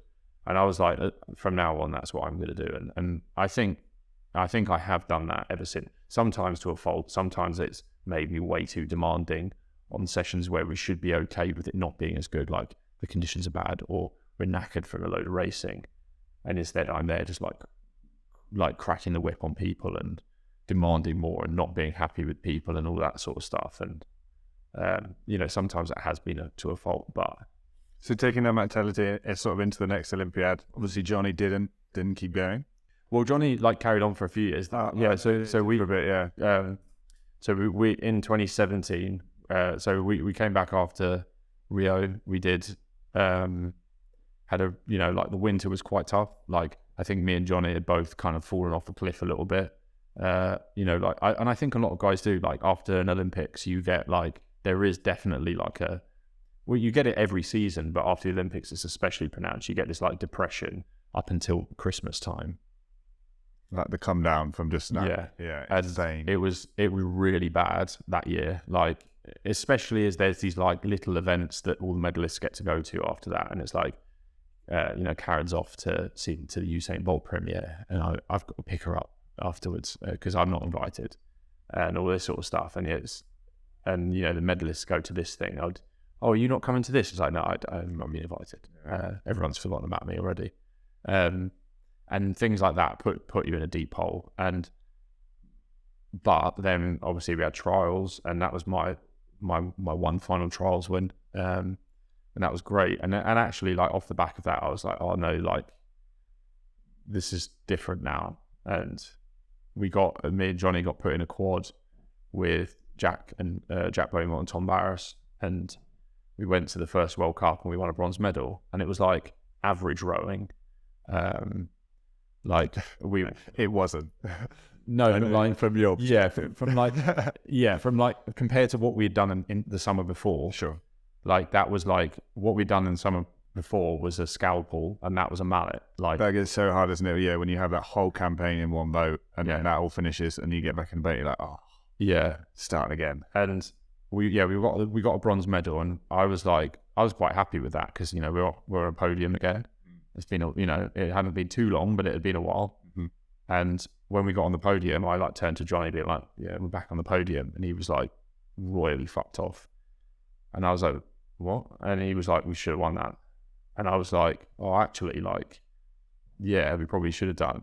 And for me, that changed a lot of things. Like I was like, actually, no, we've not come back to just be what we were before. We're like, there's like for all this extra effort we've put in since then, we're here to win medals now and win gold medals at that. We went to European. I missed Europeans because I had food poisoning, but then we went to World Cup 2 Poznan, and we won a gold medal by clear water. And that was so Pete Lambert had come into that at that point. Barristers then in the single, and yeah, I remember at that point we just like blew everyone away. It was like we just had this like really nicely executed race. We had a really clear race plan. We were all very driven because we'd all come fifth at the Olympics. Like the guys in the quad had come fifth as well, so they were like in exactly the same position as us. And we just like everything we said that we were going to do, we just committed to it and did it because that was going to win us the gold medal. And yeah, we went to Lucerne, got silver behind the Lithuanians. We realized they were going to be our big competition, and we just put together this like complete performance for that year's Worlds. And we were like, I'd like to think we would have delivered it, but then Pete Lambert's back went right before the final, and so we ended up racing that with a spare. We got a silver medal with a spare on board with Graham. I mean, he's not just a spare. Graham is potentially the most talented spare that's ever lived, but that was... It's never the same, yeah, with the missing a quirk like that. Yeah, and like obviously that, as far as like questions in my career goes, that's probably the biggest one. Like, would we have won? Had we... Like, that's not even to say that Graham didn't do an unbelievably good job, but it's like we had a unit. Yeah. And then it was like just like the final was like something you do in seat racing. You just get in, hold on, and hope for the best. And obviously the best would actually turn out to be all right. But yeah, so, and then off the back of that, Pete had to have surgery and all of that. So then the quad changed and it didn't go as well. And like the 2018 quad, we won 2 World Cups, but it just wasn't, it was so inconsistent because we just couldn't gel as a quad in quite the same way. Mm-hmm. And then in 2019, like me and Graham went kind of fast in some seat racing. And so they were like, oh, actually, you two are going to be the double. And Angus went into the 2017 in quad, in 2017 combination in my place. And it didn't quite gel the same way, I think, because me and Johnny were such a good team together that then without one of us, like we kind of amplified each other's strengths. Mm-hmm. And without one of us, the other one then wasn't as good. And so that was kind of all fell off a little bit. Me and Graham did all right in the double, but we thought we should have won. Probably should have been world's medalists that year. But we had a bit of like mismanagement through Silvretta where we kind of fell over, and that I mean, yeah, that was between me, Graham and Dan, just like didn't handle things as well as we should have done, and it kind of cost us more than we thought it did. And we were a length off the medal in the end, and you kind of look back on that and go, oh, that's a mistake. Yeah, and then obviously we got the boat qualified for Tokyo, and then obviously, I mean, yeah, lockdown, like that's obviously all in there as well. That was just like madness. Yeah, I bet. Like for me, incredible. For me as a rower, absolutely probably one of the best things in my rowing career. Just like an extended land training camp. Yeah, it was also like the amount I learned about myself on that machine. I got a 30-minute PB on my patio. I got 2K PB on my patio. Give us the scores.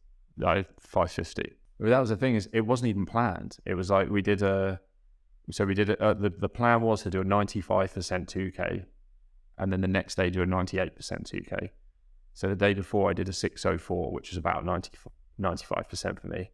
And honestly, felt awful.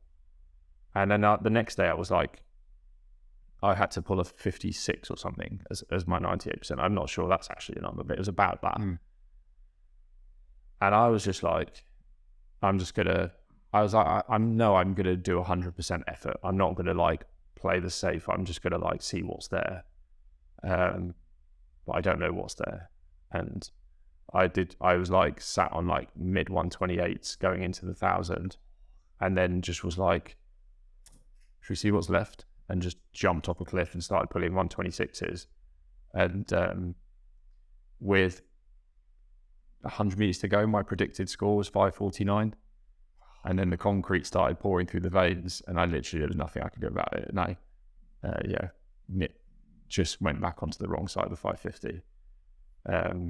So that was really annoying. But there was an opportunity to do one later, and I didn't take it because I was a bit cooked by this point. Like, obviously, we'd been on the Ovo a long time. I'd been going really, really well on the pieces and stuff. Like, my scores were like comparable to guys like Mo and TG and the pieces. Not so much on like the 2Ks, obviously, but on like the rate cap stuff we were doing, I was like right up there. And obviously that had taken a bit of a toll on me mentally because I was like so up for everything. And on the last day, we had some guys did a 2K and they all PB'd. And I didn't know about this till afterwards, but our pieces were a 12:50 and a 1K. And I did the 12:50 at 5:50 pace, like bang on. And then for the 1K, just before I did it, I got a text message from Wingo, and it was Ollie Wynne-Griffith, and it was a scene from Apollo 13 where you know, when they're coming back into orbit and Tom Hanks goes, "Well, gentlemen, it's been a privilege flying with you," and then you just see the spaceship just like tearing into the atmosphere. And honestly, I was literally on the verge of tears at that point. I was just like having a fucking meltdown, and did 124 for the 1K. And then afterwards found out that other guys are PB'd, and if I'd like stuck those together, I'm on like a 5:46 or something, and I just hadn't done a 2K. And again, I was just like, I could have done it. Obviously, I don't know that I could have done it, but I mean, I probably wouldn't have even been able to had I put the energy into it, because at that point I was literally like, I just need to get this done now. Yeah, there's unfortunately sometimes more important things to do than your best score on an erg. But it like that whole lockdown did teach me a lot about myself and about like there was like an animal that had to be used to achieve that, and a level of aggression that I sort of discovered that I didn't know existed. Like you were saying, just able to kind of turn that noise up in a way that maybe you couldn't when you have all the other people around you. Yeah. And actually then what I struggled with going back into the team after lockdown was that I was then like, when I got into the mindset that had given me, I was then also very like hostile. So I had to like do a lot of work to like manage how I interacted with my teammates, because I was like actually just, and looking back on it now, I was like I must have been a fucking nightmare to work with, because I was just so like animalistically driven towards this one thing that it was like I would literally just lash out at people all the time. Sometimes you got to do what you got to do. I remember when I always used to love like the group ergos and get so much help from it and all the rest of it. And then when my back went and I got put on a dynamic, and a couple of times we tried to get back on the static and it just really didn't like my back. So then it was always just me on my own in the corner on a static. Yeah. And then you have to learn how to do it yourself, like doing a half hour yourself and stuff. And it's the same sort of thing. Like after that point, I was like, wasn't really interested in like trying to do an erg with anyone else. Like it just became very more sort of like insular thing. Yeah. And so I obviously had Karen with me. And I was saying this, in the whole of lockdown, we must have taken about 3 or 4 strokes out of time with each other.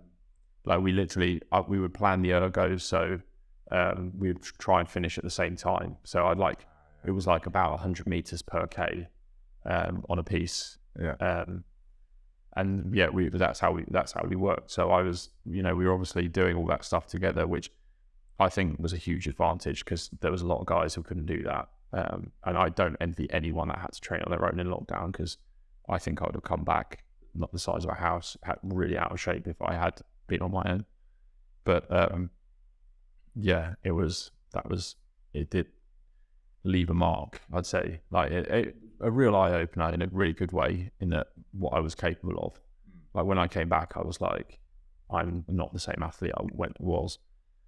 But then I did have a bit of a hiccup in that I sort of came back in with all this momentum, and in September 2020, I had a bike accident where I was because we were then in the interest of COVID mitigation, we would do a lot of sessions at home, like erging like just in your back garden or whatever. And I'd been doing some cycling. I really enjoyed that, and I'd never really done much before. So I was like, I'm gonna get into that, and I'd go out on rides with Graham and Harry Lees, who are like very experienced cyclists, and that was great and really good training for me. But then one day a woman pulls out in front of us, and we dodged her, went onto gravel, and then I like slammed my brakes on, and obviously the other two, being more experienced, knew not to slam their brakes on gravel. And so obviously my wheels have then stopped dead, and then my bike basically stopped underneath me, and I did a front flip and landed on my head. And like you see, it was like my helmet is like a pancake, it's one of those things where had I not been wearing a helmet, I'd be at the best. I'd be like in a completely vegetative state now. That's not the first time you gone in on your head. No, Do you remember the 20-arm dive? I've still got the scar there. I've got a scar there where I hit and the scar there, like 9 stitches from that. But we've got to explain that for people that don't know. If you don't mind going. Yeah, I'll go. So it was an old girlfriend's birthday actually, and we'd been on a big night out and went to Leander to do a duathlon, and it was dive in off the landing stage, swim across, run back over the bridge in not too many clothes. And I just did a running dive and put my arms down by my side and tucked my head down.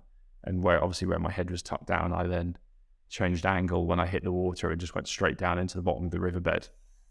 And actually, it was Nathan Hillier. When I got out, at first I obviously heard this earth-shattering bang, and thought I'd killed myself. And I'm stood up, going, "I'm fucking dead. I'm dead. I'm fucking dead." And then I was like, "Hold on, I'm not dead. I'm just literally talking to myself." I was like, "Okay, I'll just get out because I've definitely hurt myself." And so I then went and pushed myself out of the landing stage. And when I stood up, obviously alcohol thins the blood. I'm already covered in a load of river water as well. And then just this huge red mass just poured down my face. And Nathan Hillier was stood there and nearly passed out when he saw me, because obviously then I just turned into this bloody mess. A monster from the deep. Yeah. And got out of hospital at 6:30 the following morning with a load of stitches and a really bad infection from the river. And that was rewinding to that European 2012 campaign that was during that. And obviously, 9 stitches, 4 in my head and 5 in my shoulder. And I'm like, if I get taken out the boat now, that's not me. That's me out of the team. I want to be in the team. I need to be in the boat. And so obviously I text Pete Shepherd, who was running the team, and was just like, I've had a bit of an accident. I was having a barbecue by the river and jumped in and hit the bottom. And obviously I didn't tell him it was at 3 o'clock in the morning when I'd done it. But and I was like, but the doctor says I'm fine to row. The doctor had absolutely not said that. And so turned up for training. So I did it at 3 o'clock on Sunday morning and turned up for training on 7:30 on Monday morning with a load of stitches in me. And he was like, "Are you going to be okay to row with those stitches?" I was like, "Yep." Came back in from my first session. There was just blood running down the front. I basically pulled the stitches open. And so I had to then cut those stitches out myself and then strip it shut. But obviously that kept on reopening, which is why I've got this quite fat scar there now, because I basically just rowed through this thing that I shouldn't have done. Savage. My first ever senior camp where we went to Sierra Nevada, and on day 1 we played football, and Tom Salisbury and I went for the same ball, and he properly did my ankle, properly did it bad. I was just like, there's no way I can go to them now and be like, "Oh, I can't row." Yeah. And luckily my mum's always sort of been, she'd done first aid and paramedic and stuff, so she'd always make sure that we had a first aid kit when we went away and stuff. Yeah. And I just did my best to play it off, just hobble away. Went back to my room and for the next 4 or 5 days just taped the crap out of it. Took paracetamol, ibuprofen, anything I possibly could. This is not sensible. I'm not saying you should do it. This is not medical advice. No, just sometimes, it just feels like the timing's all wrong. And I don't think it's never ever right, but sometimes there's some things that you have to do that you don't want to. And I mean, I'd have done the same thing again if it put me in that situation. The way I saw it, I was on the Sunday, I had a really bad, I was getting super hot and super cold because obviously I had this big infection. I've got a photo somewhere. I had to shave my head because where my cut was, there was loads of pus leaking out of it, and so my hair was always being stuck to my head. And so I then shaved all my head off to stop that from happening. My hair off to stop that from happening. And I had this big fat side of my head where it was just literally, if I pushed on that side of the head, pus would come out. It wasn't great, but I was just it is, Got to do what you got to do. You got to do what you got to do. And luckily we had enough time that by the time we got to Europeans, I was reasonably well recovered. It was scabbed at that point, and all the swelling had gone, and the stitches. Well, I actually took my own stitches out because I was like, I'm not getting a doctor's appointment to take some stitches out. Just a set of nail clippers will do. I mean, that was fine, but. So then, fast forward again now, sort of run up into the second. Yeah. So you went on that cycling trip with Harry Lees. Yeah. So the other guys. And so I got really bad concussion from that. Like, took me out for I basically had like a 2-week holiday then, and then after that I had to like build back in, and so I basically had like a month of not really doing much proper training, and it definitely took a bit of momentum away from me, which was frustrating.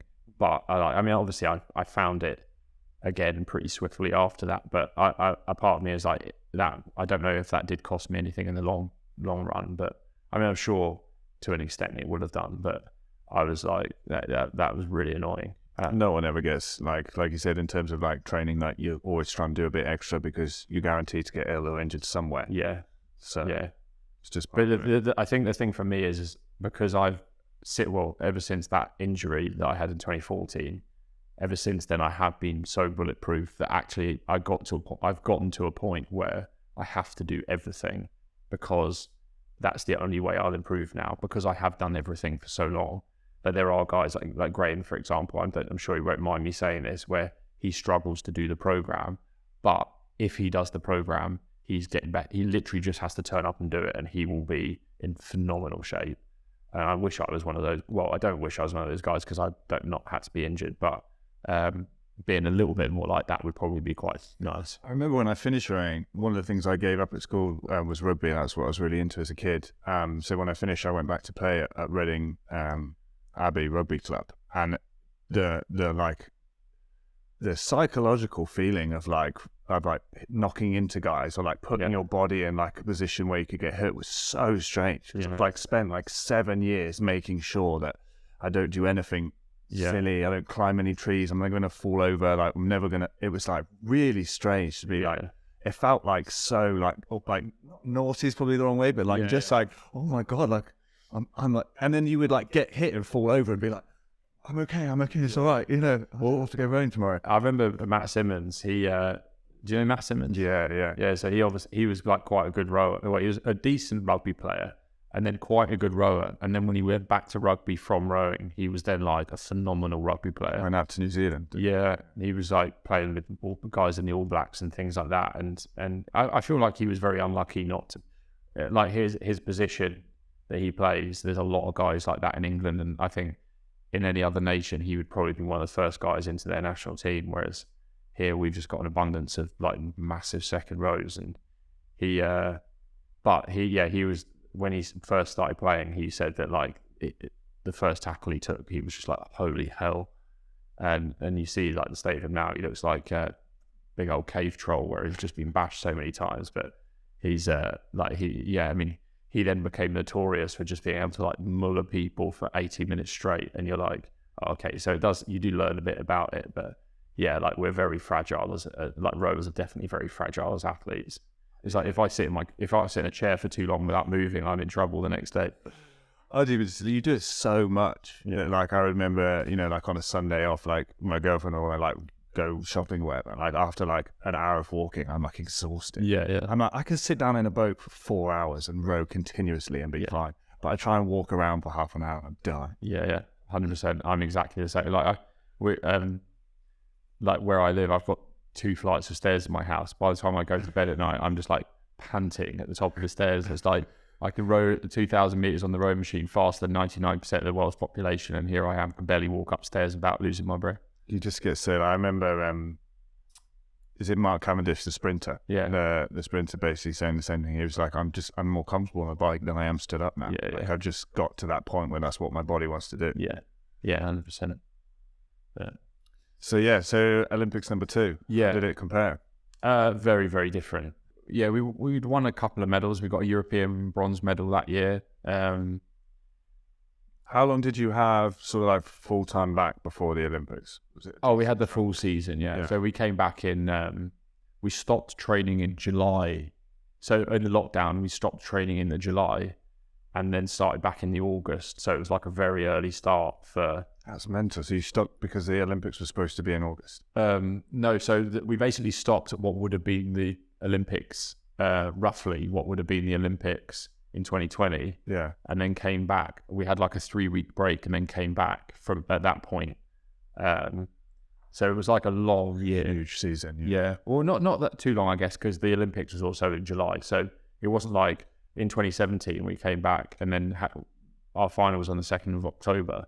So it's like you kind of made up for it the other end, if that makes sense. But yeah, so it was quite a long year. But yeah, we got put in it. We did a few like internal assessments and were essentially selected.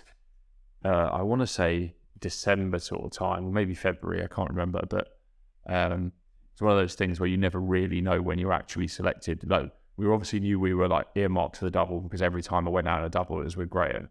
Like we didn't bother swapping with anyone else. But we're never really told if that's what we were actually in. Because it was one of those things where it's like they were testing for the quad and there were some guys around and they're working out what they're going to do like in the other parts of the Sculling team. So we had to do a lot of testing, but it was always the two of us together. Yeah. It was that was tough because it's like we were just on the defensive the whole time until we were selected. It was quite a while before we actually felt like we were going on the offensive, especially having done like a winter prior to lockdown of that exact stuff. You're like defending your position the whole time. And I was not a fan of that. Like I actually preferred when me and Johnny were like fighting for a seat, there was always someone above us that we were chasing, as opposed to that time round where it was just me and Graham and there was no one above us and everyone wanted our seat. And yeah, I wasn't such a fan of that. It was very hard to deal with that. But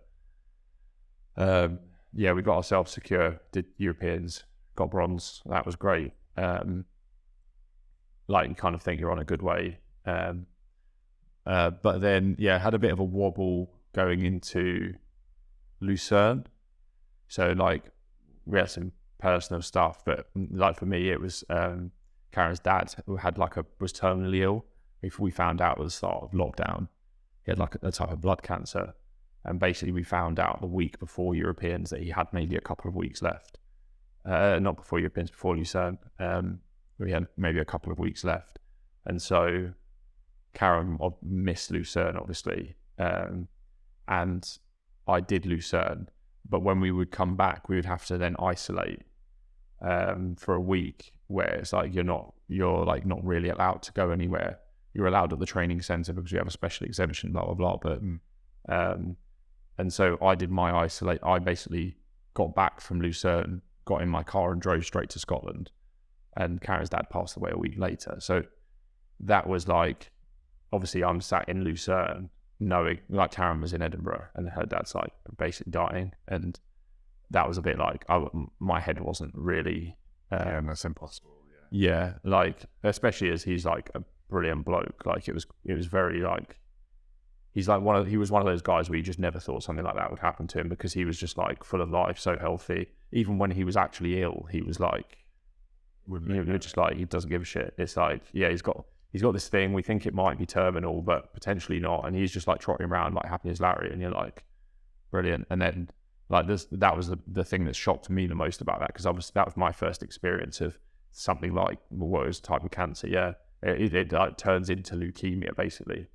But the speed at which it like deteriorated, he was like, I got there a week before he passed away, and it was like he's walking around, he's a bit tired, like he's having to like sit down a lot, and he's quite quiet. But then from that to passing away a week later, it was like insanely fast. So that was a very weird time.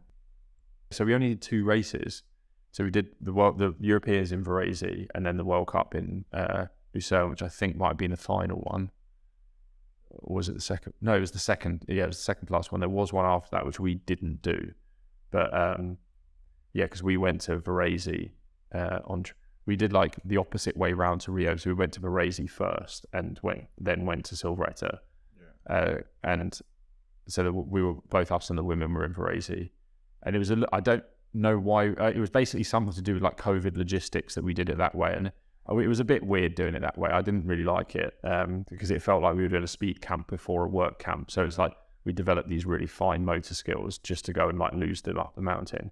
Because in Silvretta, you're rowing in like glacier water. So you just like put your blade near the water and you're connected. Whereas in Varese, you have to be really quite sharp. So that was a bit weird. And So that's warmer water is a bit more technically challenging. Yeah. And I think especially with Tokyo, where the water in Tokyo was not only warm but it was salty as well. So I think that sort of Silveretta was a very, very long way in terms of the sort of feeling of rowing to Tokyo. That's not to like blame it for the way things went, but you got to do what you got to do. yeah, I do think it's one of those things where if I had all the money in the world and I was in charge, I maybe would have gone from Silveretta to Japan for a prep camp. But yeah, the thing is, we, especially in the UK, we were so heavily bound by like COVID restrictions and stuff that it was just like a maze of red tape to do anything. I mean, looking back as well, like I remember the time that Japan was still set, like there was a lot of like uproars, and it said we don't want it, we don't want everyone coming here, and like people still didn't know if it was going to get cancelled or postponed again. And it's easy to look back and be like, this didn't work, but at the time, and it was like it was madness in terms of like how strict it was when we were there as well. So yeah, and we got there, we're staying in the village as well, which like I actually really like that. So we didn't stay in the village in Rio. We did after the event for the second week when we were like partying and stuff. But this time we actually stayed in the village for the event, and I loved that. Like I thought that was brilliant because like the food hall, you get to like see all these people. Yeah. Do you remember? Is his name Zhao Ming, the basketball player, the massive basketball player? He was there, and he literally had a guy with him whose job it was to tell people not to take photos of him because he was obviously massive, and like he literally was the biggest man I've ever seen. But like seeing him there was incredible. And then like you had like Andy Murray who just come and sit alongside the other British athletes, and people are obviously like, oh my god, it's Andy Murray. And then they go sit next to him and have a chat, and he's like the most chilled bloke ever. And I that's one thing I love about the Olympics as well, is like everyone there, like he was sat there wearing the same kit I was wearing, and it's like that's for me the best thing about the Olympics. But then so we had, obviously it's like walking around in masks and stuff. We did it was what it was, but the racing was it was tricky because it wasn't the nicest lake to row on, and it was insanely hot, and the prep had been a bit weird, and like we had to do a bit of erging, like a mini erg camp beforehand, and obviously doing an erg camp in one of the hottest, most humid places I can think of, and it's like that was hard. And now we were racing, and it was like our heat was like ropey, partly because of that, also because, and quite rightly so, Graham is nearly went to London, did go to Rio and then got sent home, and it's like all he has to do is to make the finish line on his third try, and he's finally got his OLY, and so obviously that was a bit of a roller coaster race, but we got it done, and that was we I think we won that one, or maybe the Dutch beat us, but we got through that fine. Semi-final was like way more straightforward than Rio. When I talk about like Rio, it's like it was kind of this like life-changing race of like absolute perfection where we got everything right we could have possibly got right. Tokyo was almost like the opposite of that. It was like we just couldn't have got it wrong. Like we just got into, I think we were in third place for a little bit, and we just like did what we did, chugged away, came through into second, and the French like sprinted back through us to take the win in the semi, but it was like we were in, and it was like they could do what they want to do.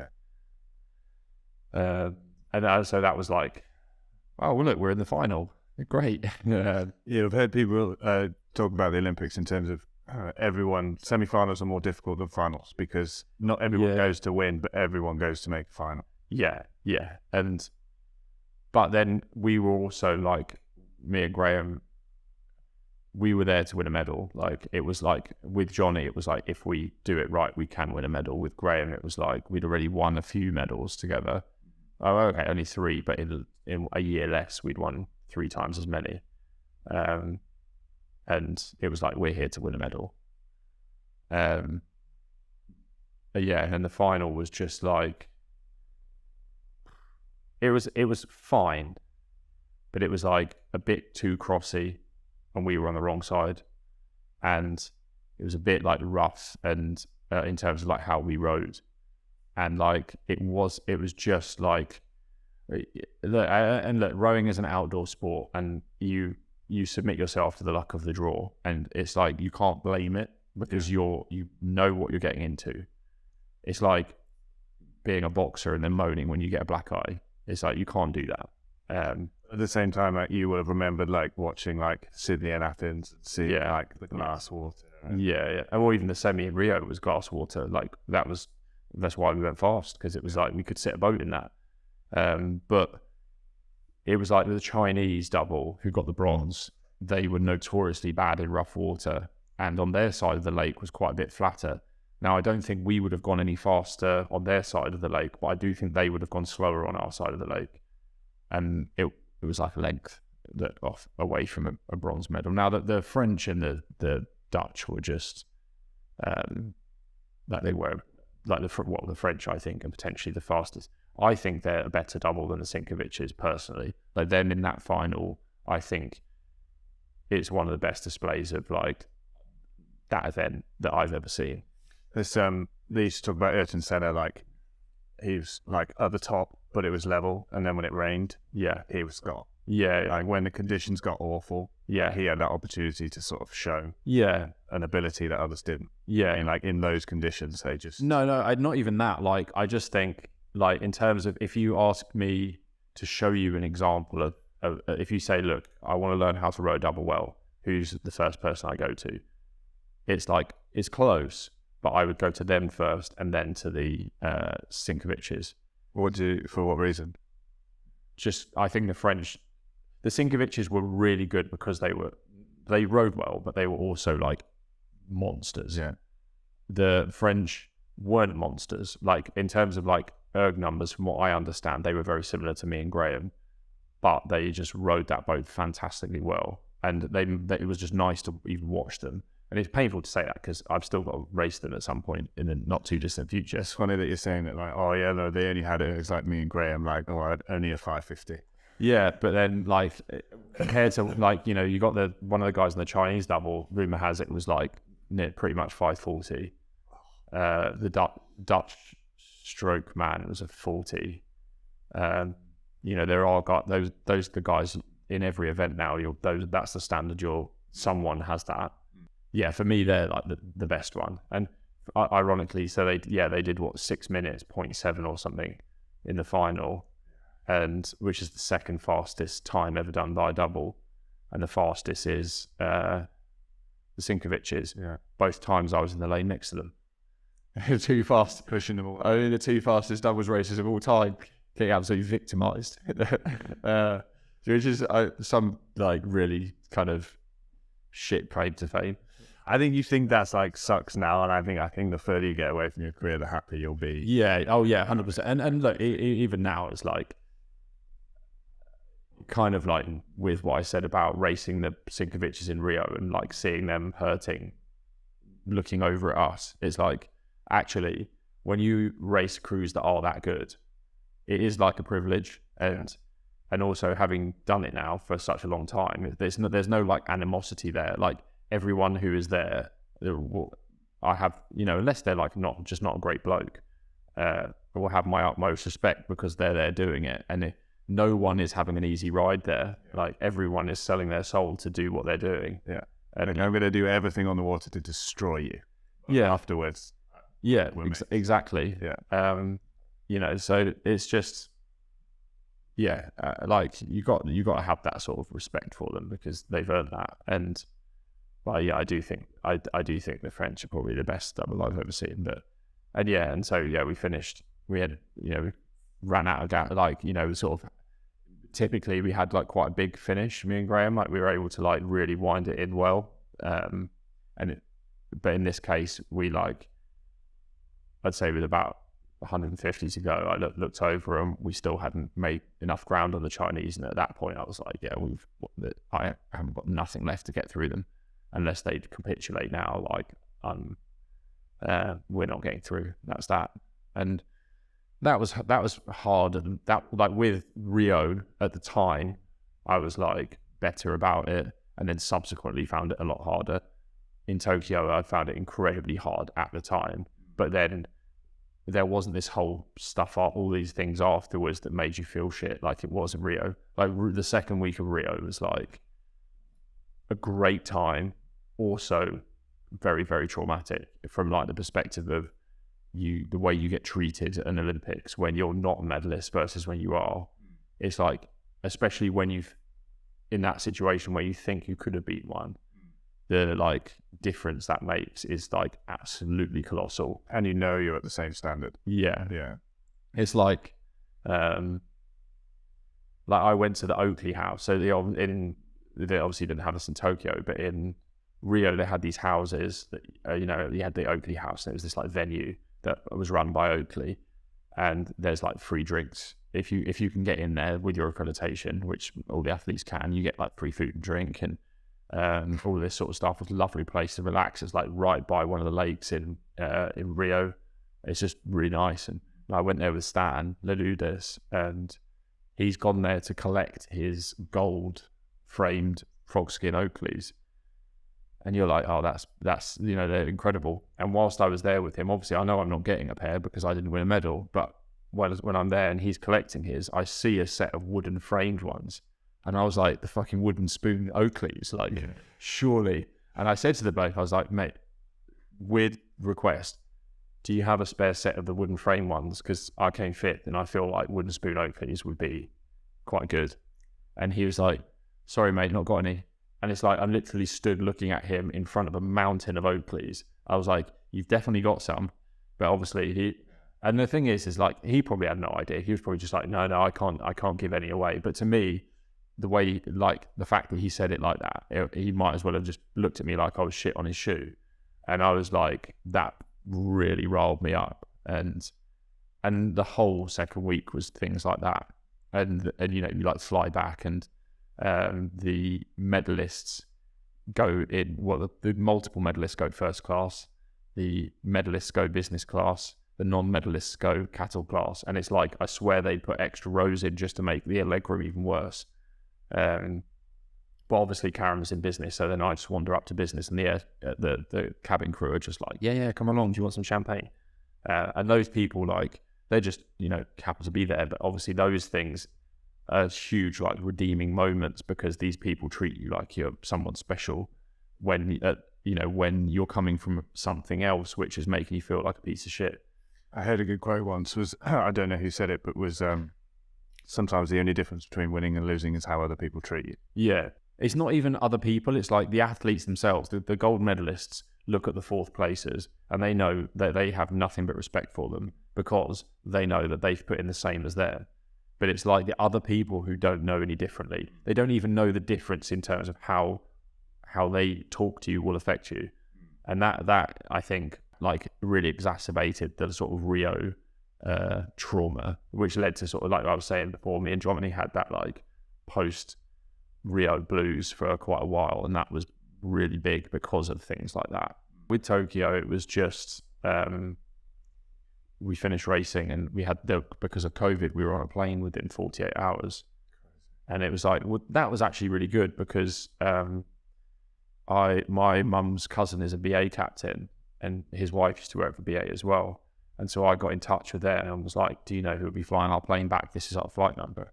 And she was like, yeah, sure, I'll put you in touch. And so I messaged this captain, the guy flying us back, and was like, any chance of some comfier seats? And he's like, yeah, sure, how many of you are there? And I was like, I'll sort me, Karen, and Rebecca Shorten lives with us, so I was like, I'll sort her out as well.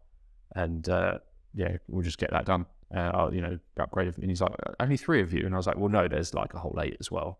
And he was like, okay, so 11. And I was like, well, and they're cock. So he was like, is there any other sports? It's like, yeah, there's rugby sevens here as well. So it ended up being 40 odd people. And I was like, can you upgrade? He was like, I'll see what I've got. And so we get to the plane, and then the pilot's like, "Hello, if you all just like wait to one side while everyone gets on, and then we'll get you on." And then so obviously it's like me, Karen, and Rebecca at the front. He's like, "If you just go in, turn left, and go to the front and pick the first empty seat, and just work your way back." And so I flew back from Tokyo first class, and you're like, that was nice. Like that was it. Do you remember my dad flew the flight out to Varese for European Championships? In 2021? No, in 2012. Yes, I did. Because he was flying for BA, and we took the BA out, and they can find out like who's on the roster. So yeah, it was like the captain said, "Can I swap with you?" Yeah. And I remember like telling people and shit, like people didn't believe me. Like Monica Ralph was like, "No." Yeah. Like, "No, you're not." I think someone was just like, "It's not happening." Yeah. And he just like popped out, and like everyone was like, "What? Tom Starr's actually flying this?" Yes. But a better story than that is in 2008 on the way back, Banksy knew that my dad could do this. I don't remember talking to whatever, and he messaged, "Oh, look, do you think there's any way, like, maybe you could put a word in to get me upgraded?"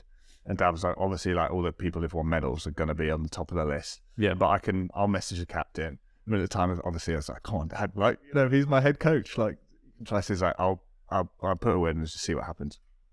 And he gets on, he gets put to his back seat, and he was like, "Oh, a bit, it's not going to happen, not going to happen." And then, like half an hour into the flight, Air's just comes out and says, "Oh, Mark Banks." Like, "Yeah, I'm so sorry. Like, we have actually got a seat for you up in the front if you follow me."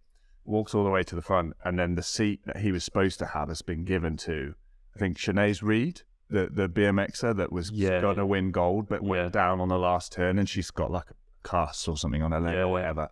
And then she was like, "Oh, I'm really sorry, miss, but you're actually going to have to get out of this chair."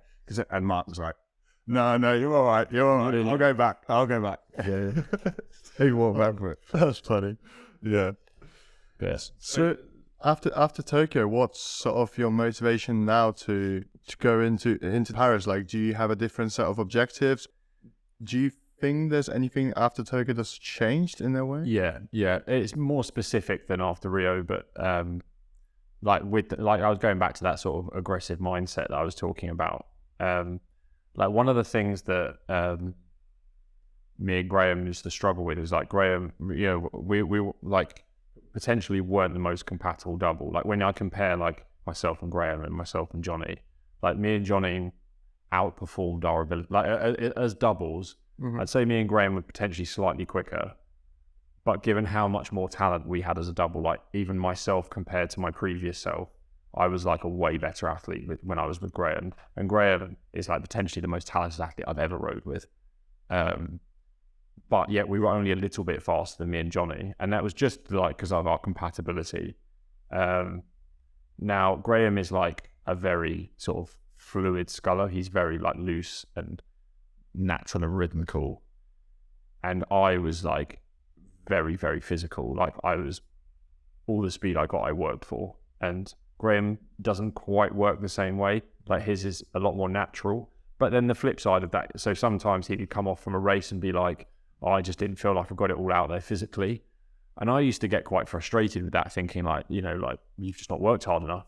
And actually, like after Tokyo, I was kind of like, hold on a sec. Like, yeah, I can sleep at night because I've worked as hard as I can, but I'm not making the boat go fast. And there's a lot of sayings amongst the, like Christian always says, one of the coaches always says, you don't get paid to work hard, you get paid to make boats go fast. And it's like, actually, that's not what I was doing. I was like selling my soul physically, patting myself on the back for working really hard and then going like, yeah, I've done my bit. And actually, that's not what was happening. I think I was potentially as much of it, like let's say Graham had undercooked it and I'd worked really hard and I'm there thinking he's like let us down. Actually, I've like put the brakes on because I've just been going hammer and tong at it. I've probably not let him do his job well because I'd just be like a rabid animal. Especially in a double, obviously, Yeah. the gelling aspect of how the boat moves is so crucial. So sometimes it's not just about, like you said, working hard. Yeah. So it's interesting to find that transition. Yeah. And like subsequently I've been like, actually, like what am I here to do? I'm here to make a boat go fast. And it's like, maybe I do need to, and I have tried to do that. And it's been quite tough. Like I've had to like kind of reinvent that mentality a little bit. It's the work smarter, not harder thing that, like so many athletes already that we've talked to it's really hard to get your head around. Like working, like taking your foot off the gas a tiny bit doesn't mean you're giving up. It doesn't mean that you're like not doing your best. Yeah. But then the other thing I've struggled with subsequently is like that physicality that I had in everything I did gave me a lot physiologically. Like I was pulling big numbers on the ergo, and I have struggled to like, so the last couple of years, my ergs haven't been like as good as they were. And I mean, maybe a part of that is just being an older athlete now. Like I'm not 34. Like I do, at some point, my physiology is going to stop moving forward. Maybe I have already hit that point. Now, I'm not sure that is the case, although my erg scores would suggest differently. But I think I just haven't quite found the right balance yet between, like, some athletes. I think I use Tom Georgian as an example because he's probably the best example. He almost has like split personality, not split personality, but in terms of like as an athlete, he almost has like a split personality in that the stuff that he needs to take easy, he is like so methodical, so relaxed. He just does no more than what needs to be done. And you're like, it's like all economical, it's very relaxed, it's very calm. And that means he does those things very well in that respect. And then when it is time to turn it on and go after it, he also does that better than anyone else. And it's like some people, almost everyone I know in the team, even Olympic champions, like they do one of those things more than the other. Quite often they do one of those things when they probably shouldn't. They should be doing the other, and vice versa. Whereas like for me, I think one of the reasons why obviously he's like got incredible genetics as well, but one of the reasons why I think he's got to be as good an athlete as he has is he's so good at flicking that switch on demand between the two. They talk about that a lot in the military in terms of being able to turn it on and off. And I like that. For me, my switch for between the two is not a smooth one. Well, you've also come from a different era with Leander and trying to put as much room on everybody as you can in training, and whether you can see a window of opportunity, you take it, because ultimately without hard work, talent doesn't get to shine. So but then also like I'm not that talented. Like I don't think like what I've got, like this is the thing, is it's like there's a lot of guys in the team who have done well. I think the reason I've got as far as I've got is not, I think my talent, as it were, is not that I'm physically talented, but rather that I have been able to get to the upper limit of what my talent will allow, if that makes sense. I think sometimes that probably requires more talent, because there is a lot of athletes who never get to unlock that level. And there are guys who I know who have done the same, you line up our CVs, our rowing CVs, they look almost identical, and the things that they have potentially been capable of are like way more. And like I do think I've spent a very long time scratching around at the very top end of what I'm capable of, and that means that making changes, like fundamental changes about how I do things, can come as A, harder, but B, can come at a bigger cost. And that's why, like last year, for example, I ended up as a spare, because like trying to make, like not just that, but trying to make that change also held me back quite a bit as well. It's pretty funny. Like I'm sat here smiling, listening to you talk about that, because it's very similar to the way that I will talk. Like I don't think I was ever that good a rower. Like I think technically, compared to where I got to, that was something that was always questioned. I always struggled with. Like that one bit that I was good at was just to grind myself into the pavement, and that's how I got where I was, and that filled the gap in my lack of like technical ability. And I'd say like my talent is as being how I apply myself, not necessarily like I don't have a huge VO2 max, I don't have a massive set. Well, I've got a reasonably big set of lungs, but I'm not like the strongest guy in the gym. I'm not the best technical sculler, but I've been able to improve all of those things probably more than anyone else has been able to improve all of those things. It's like some guys might have been able to improve physically more than I have, but they've not been able to improve technically more than I have, and vice versa. Yeah. And I think that's what I've done. That's been my talent, is to be able to make all of those things better. So that's consistency. Like, sat here listening to your career, it's the consistency of what you've done, keeping yourself injury free for the most part, and being able to just stare defeat in the face and come back again and again and again. Yeah, no, that does help if you can take a loss. You've got to. Yeah, you've got to. No, and we, like, a funny thing we sort of said before on the podcast, it's like the guy who stands up with the medal, it's the guy who's lost the most. Yeah, for the most part. It's probably, there are some outliers, some guys who do incredibly well from early on, but ultimately it's a representation of how much you can take. I firmly believe as well that for those guys where it's like, where they have just like won it all, doesn't mean as much. And it's like, yeah, you can win the Olympics, but there are two people there who will have completely different perceptions of that. Like the two for me, I was thinking about this not that long ago, but like, take Stan, for example. Stan, he was physically unreal. He was technically very good. I do not see a scenario where he wasn't going to become an Olympic champion. Like, he applied himself well, he was intelligent with his effort, and he ticked all the boxes on the talent front. And like, he obviously had to do the work to get there, but almost like how good he had to be and how good he probably could have been, I think, are miles apart. Like, if you saw him do the ultimate 100% of himself, I think he would have been so far ahead of the field that it just would have looked ridiculous. Whereas you see like Scott Duran from the 8, like he didn't take another, well, he took another stroke, but not like that was it for him, because he finished that final with a gold medal in fantastic fashion as well. And like, I think for him, he knew full well that was it. Like, he had performed out of his skin every step of the way to get to that point, and he had put his absolute best performance out on the day, won his gold medal, and that there was absolutely nothing beyond that for him. And I think like what that means for the pair of them, it changes the value of that medal for the pair of them. Because, of course, and it's no one's fault. It's just how it is. You get what you get. I remember we had a talk from Bernard Davis, who won gold in Sydney, and went into the team in like 1990, and he was like, from 1990 to the Olympic final, I lost everything. Yeah, I spent 10 years in the team, and I didn't win shit.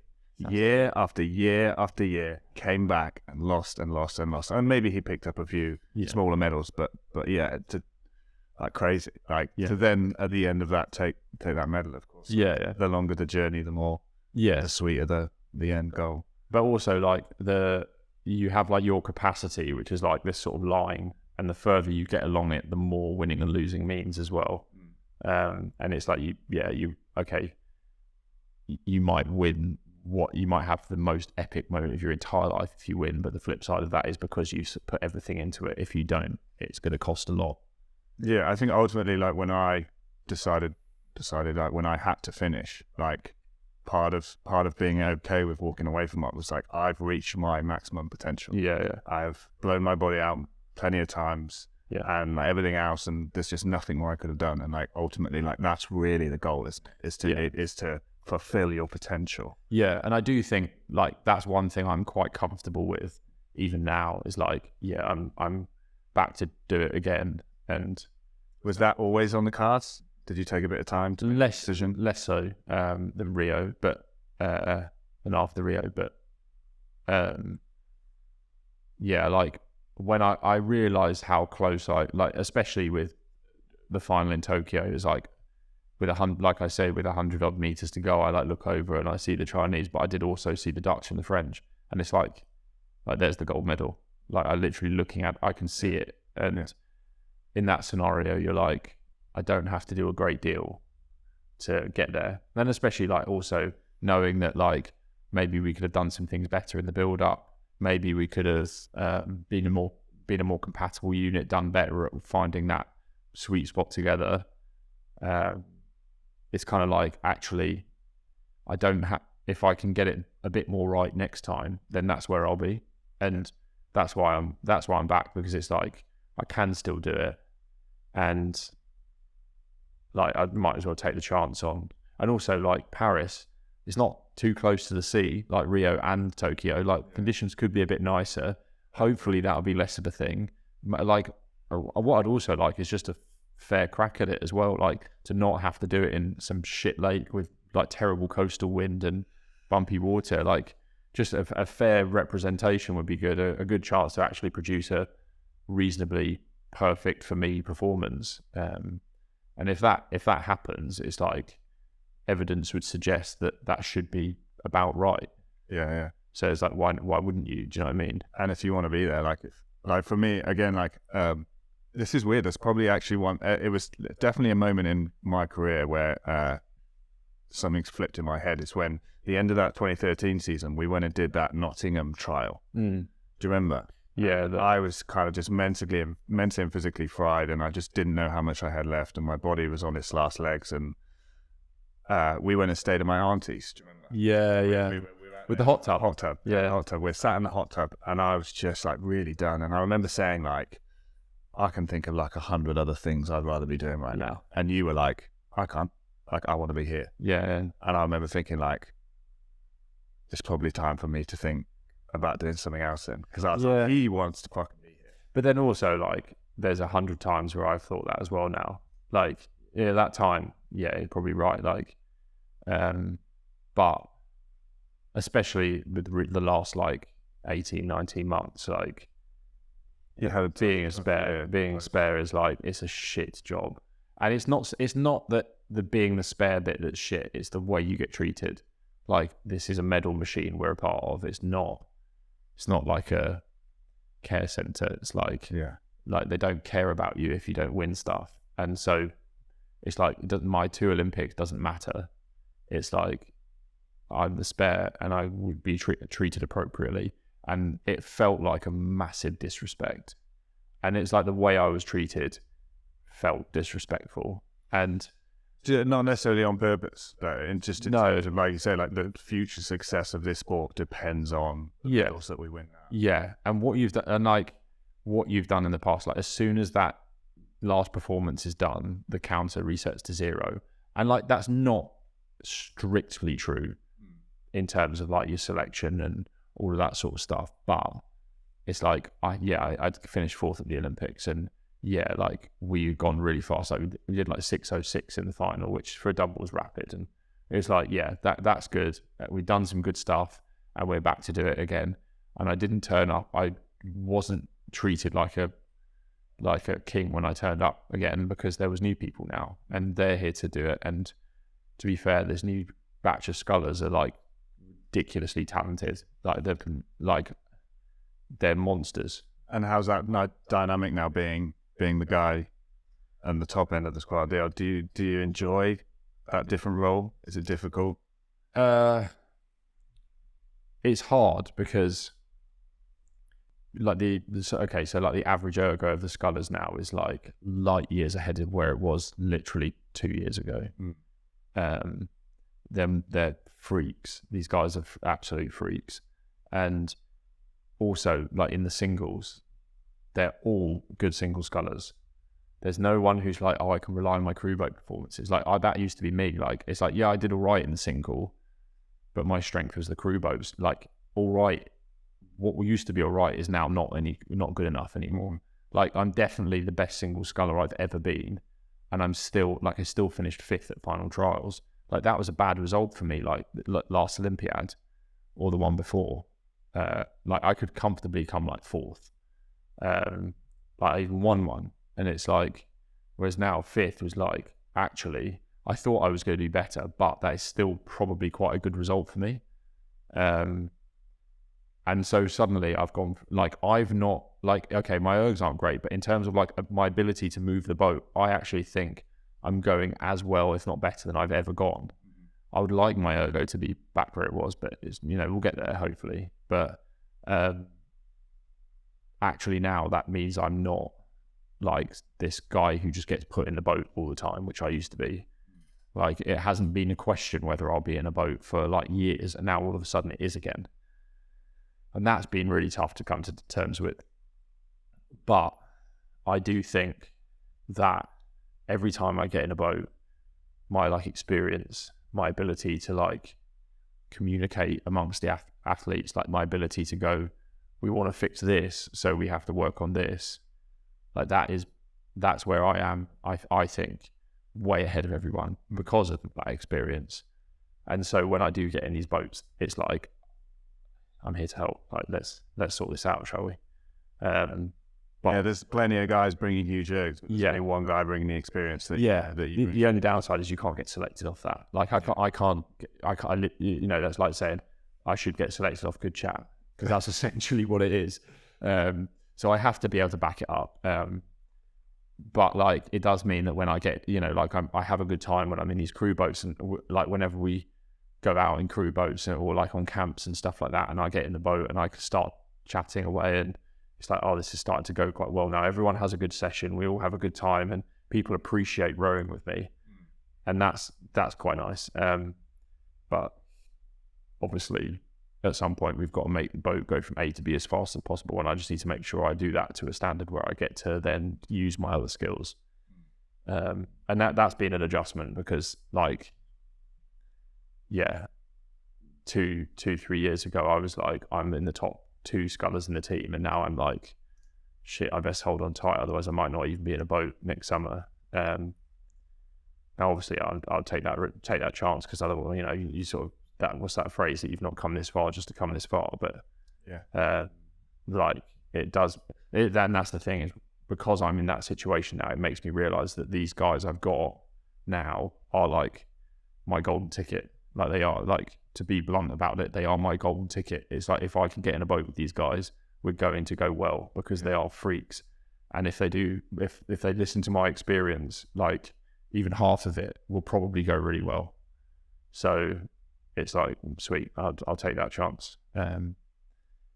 Yes, but it's no, it's good. It's exciting. It's really exciting. I've just got the hard bit. The really, really hard bit now is just getting a bum on the seat, which is a bit weird. But that's like the first bit. Like, that's the battle, the internal battle. To get in the seat, and then you've got to go and race the world. It's 2 different levels. And sometimes one can be just as hard as the other. Well, I find international racing way less stressful than trials. Like, racing the guys I know is like, with like I said, these guys are like hard to race. I would take racing anyone else any day, especially as you know that it adds that extra element of like expectation, which is hard. I've never enjoyed trials. Whereas I do really enjoy international racing. I'm not sure I enjoyed it. Struggling with the nerves. Yeah. Oh, that's like, Pete Reed said that. Pete Reed said that if you feel like pressure is a privilege. So if you feel nervous, it's because someone expects something of you, and you've probably done the work to deserve that. So like, that's what it is. It doesn't feel like that when you feel it, but it is. If you can say that to yourself, at least, then it might go some way to like going, oh, okay, well, I must be all right at this. Just at least trust yourself, you know? Yeah. John, this has been so inspirational to listen to your story, and obviously all the challenges and trials and tribulations that you've had to go through over the years. And I absolutely do wish you that gold medal next year, and just any medal really. But I'm confident that obviously with the wealth of experience and, like you said, the big talent that the new guys are bringing in, you really can put out a sculling medal machine. And that's something that GB's been doing like well. You could see in a come up over the last few years. The under-23 team's just been like, you know, bringing a lot of silverware from the international racing, and I think it's the time where also they're going to benefit really hugely from, you know, being able to listen to the advice that you can share with them, and just really make the boat go from A to B as fast as possible. And I obviously do also wish you the best possible conditions that you can race in Paris to genuinely have a good crack, because being next in the lane next to the 2 fastest doubles who have ever raced is definitely a privilege. And this talk's inspired me so much to just even go out and do better in my retired life. But no, it's been honestly so great talking to you. No, thanks for having me. Yeah, no, amazing, mate. It's awesome to hear, and I think there's like so much that's gonna like resonate with other people, and it's like so important just to hear. There'll be a lot of people that look up to you, and the amount of time you've been in the team, just to hear the background, and that's sort of part of the reason we did this, because I think like it can definitely help other people on their journey. But same thing, mate. Like absolutely rooting for you, and a privilege in some small way to be a part of what you've done. Yeah, well, the most painful loss is still losing. No, it's not losing to you, but losing to Will Satch. That was the most painful loss of my career, because he has let me know about it almost every time since. Yeah, I mean, he was in the 60. I was having the ride on my life in a 2-seat. He was actually putting the work down. Quick fires? Sure, yeah, we can do some quick fires.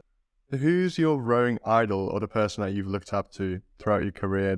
It's not the quickest answer, but probably Pete Reed, just because I'm sure he won't mind me saying this. I'd heard not great things about him before I joined the team, just that he like wasn't the easiest person to get along with, that he was like maybe like thought very highly of himself, and actually being one of his teammates and seeing how hard he worked, especially as I saw him through the decline, like as he was getting older, he's struggling on the ergo a bit, to see the way he just did not lay down to any of the challenges that were put in front. Even now he's in his wheelchair, to see the way he's never ever done anything other than charge forward in the face of like difficulty. He's like, I'd say far and away that like probably the most inspirational person I've known in rowing. Yeah, I give up for sure. Yeah. out of all the locations that you've trained at or competed at, what are your some top 3 favorites? Silvretta is my favorite place in the world, I'd say, to row, just because the mountains, like, I think it's incredible. I really enjoy rowing at Varese. Like, I enjoy Italian culture, and it's just a lovely lake to row on. And the third one would be... Not Tideway. No, Tideway is like bottom 3. I actually don't know. Like, I'd say maybe Aviz, which is where we go on training camp. I've been there 22 times. It is just like a ridiculous place to row. It's like a beautiful hotel and a lovely stretch. When it's nice, it's probably one of the best places to row. I've probably been there too much to appreciate it as much as I used to, but yeah, I'd say I have to give it credit for being what it is. Those are definitely like good locations. So I guess the last one will be, if you were to ever do a competition outside of international racing or the Olympics that you'd like to take part of again when you're 60, what would it be? And I'm 60. Yeah. As in a rowing race. Yeah. Head of the Charles. I have actually said that, like, I'm pretty certain I'm done after Paris, but I'm not going to stop rowing until the following Head of the Charles, because even though the rowing there is awful, it's like a horrible race to do. It's like windy and weird and rubbish, and it's all about steering, and I hate that. But just the like atmosphere, and like especially after an Olympics, the like vibe that goes with that, it's just a brilliant event, and I'd probably do that. And then also Henley. Like, Henley is like the spiritual home of rowing, so I mean, I'll be probably going there, getting drunk, telling everyone how good I was for years to come.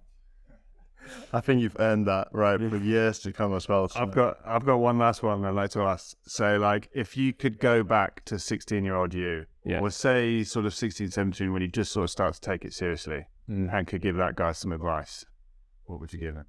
Probably the same advice I gave myself after Rio. Like, I think, like, especially those years I wasted at Reading and the sort of attitude I took up until Rio, where I was like I always do wonder how much better, if I knew everything I knew now and started again, how much better I would be. And I'm like quite confident that I would be quite significantly better than I am now. Of course you would, because hindsight is 20/20. Exactly. But it just to not waste, like, every single session is an opportunity. And it's like, it sounds really corny to say that like that, but it literally does mean just like find something to get from everything, and you'll be. It's like the old, when someone says left foot, right foot, you just keep moving forward. It's like, if you find something out of everything you're doing, you're going to be improving. And as long as you're doing that, you're not standing still. So And that, like, you know, I'm a sort of quite a good example of someone who's just done that to the point where there's no one, like, wasn't anyone left in front of them to get in the team anymore and go to an Olympics anymore. So it's like, well, just that's all I had to do. If I'd done that earlier, maybe I'd have got there earlier, but we'll see.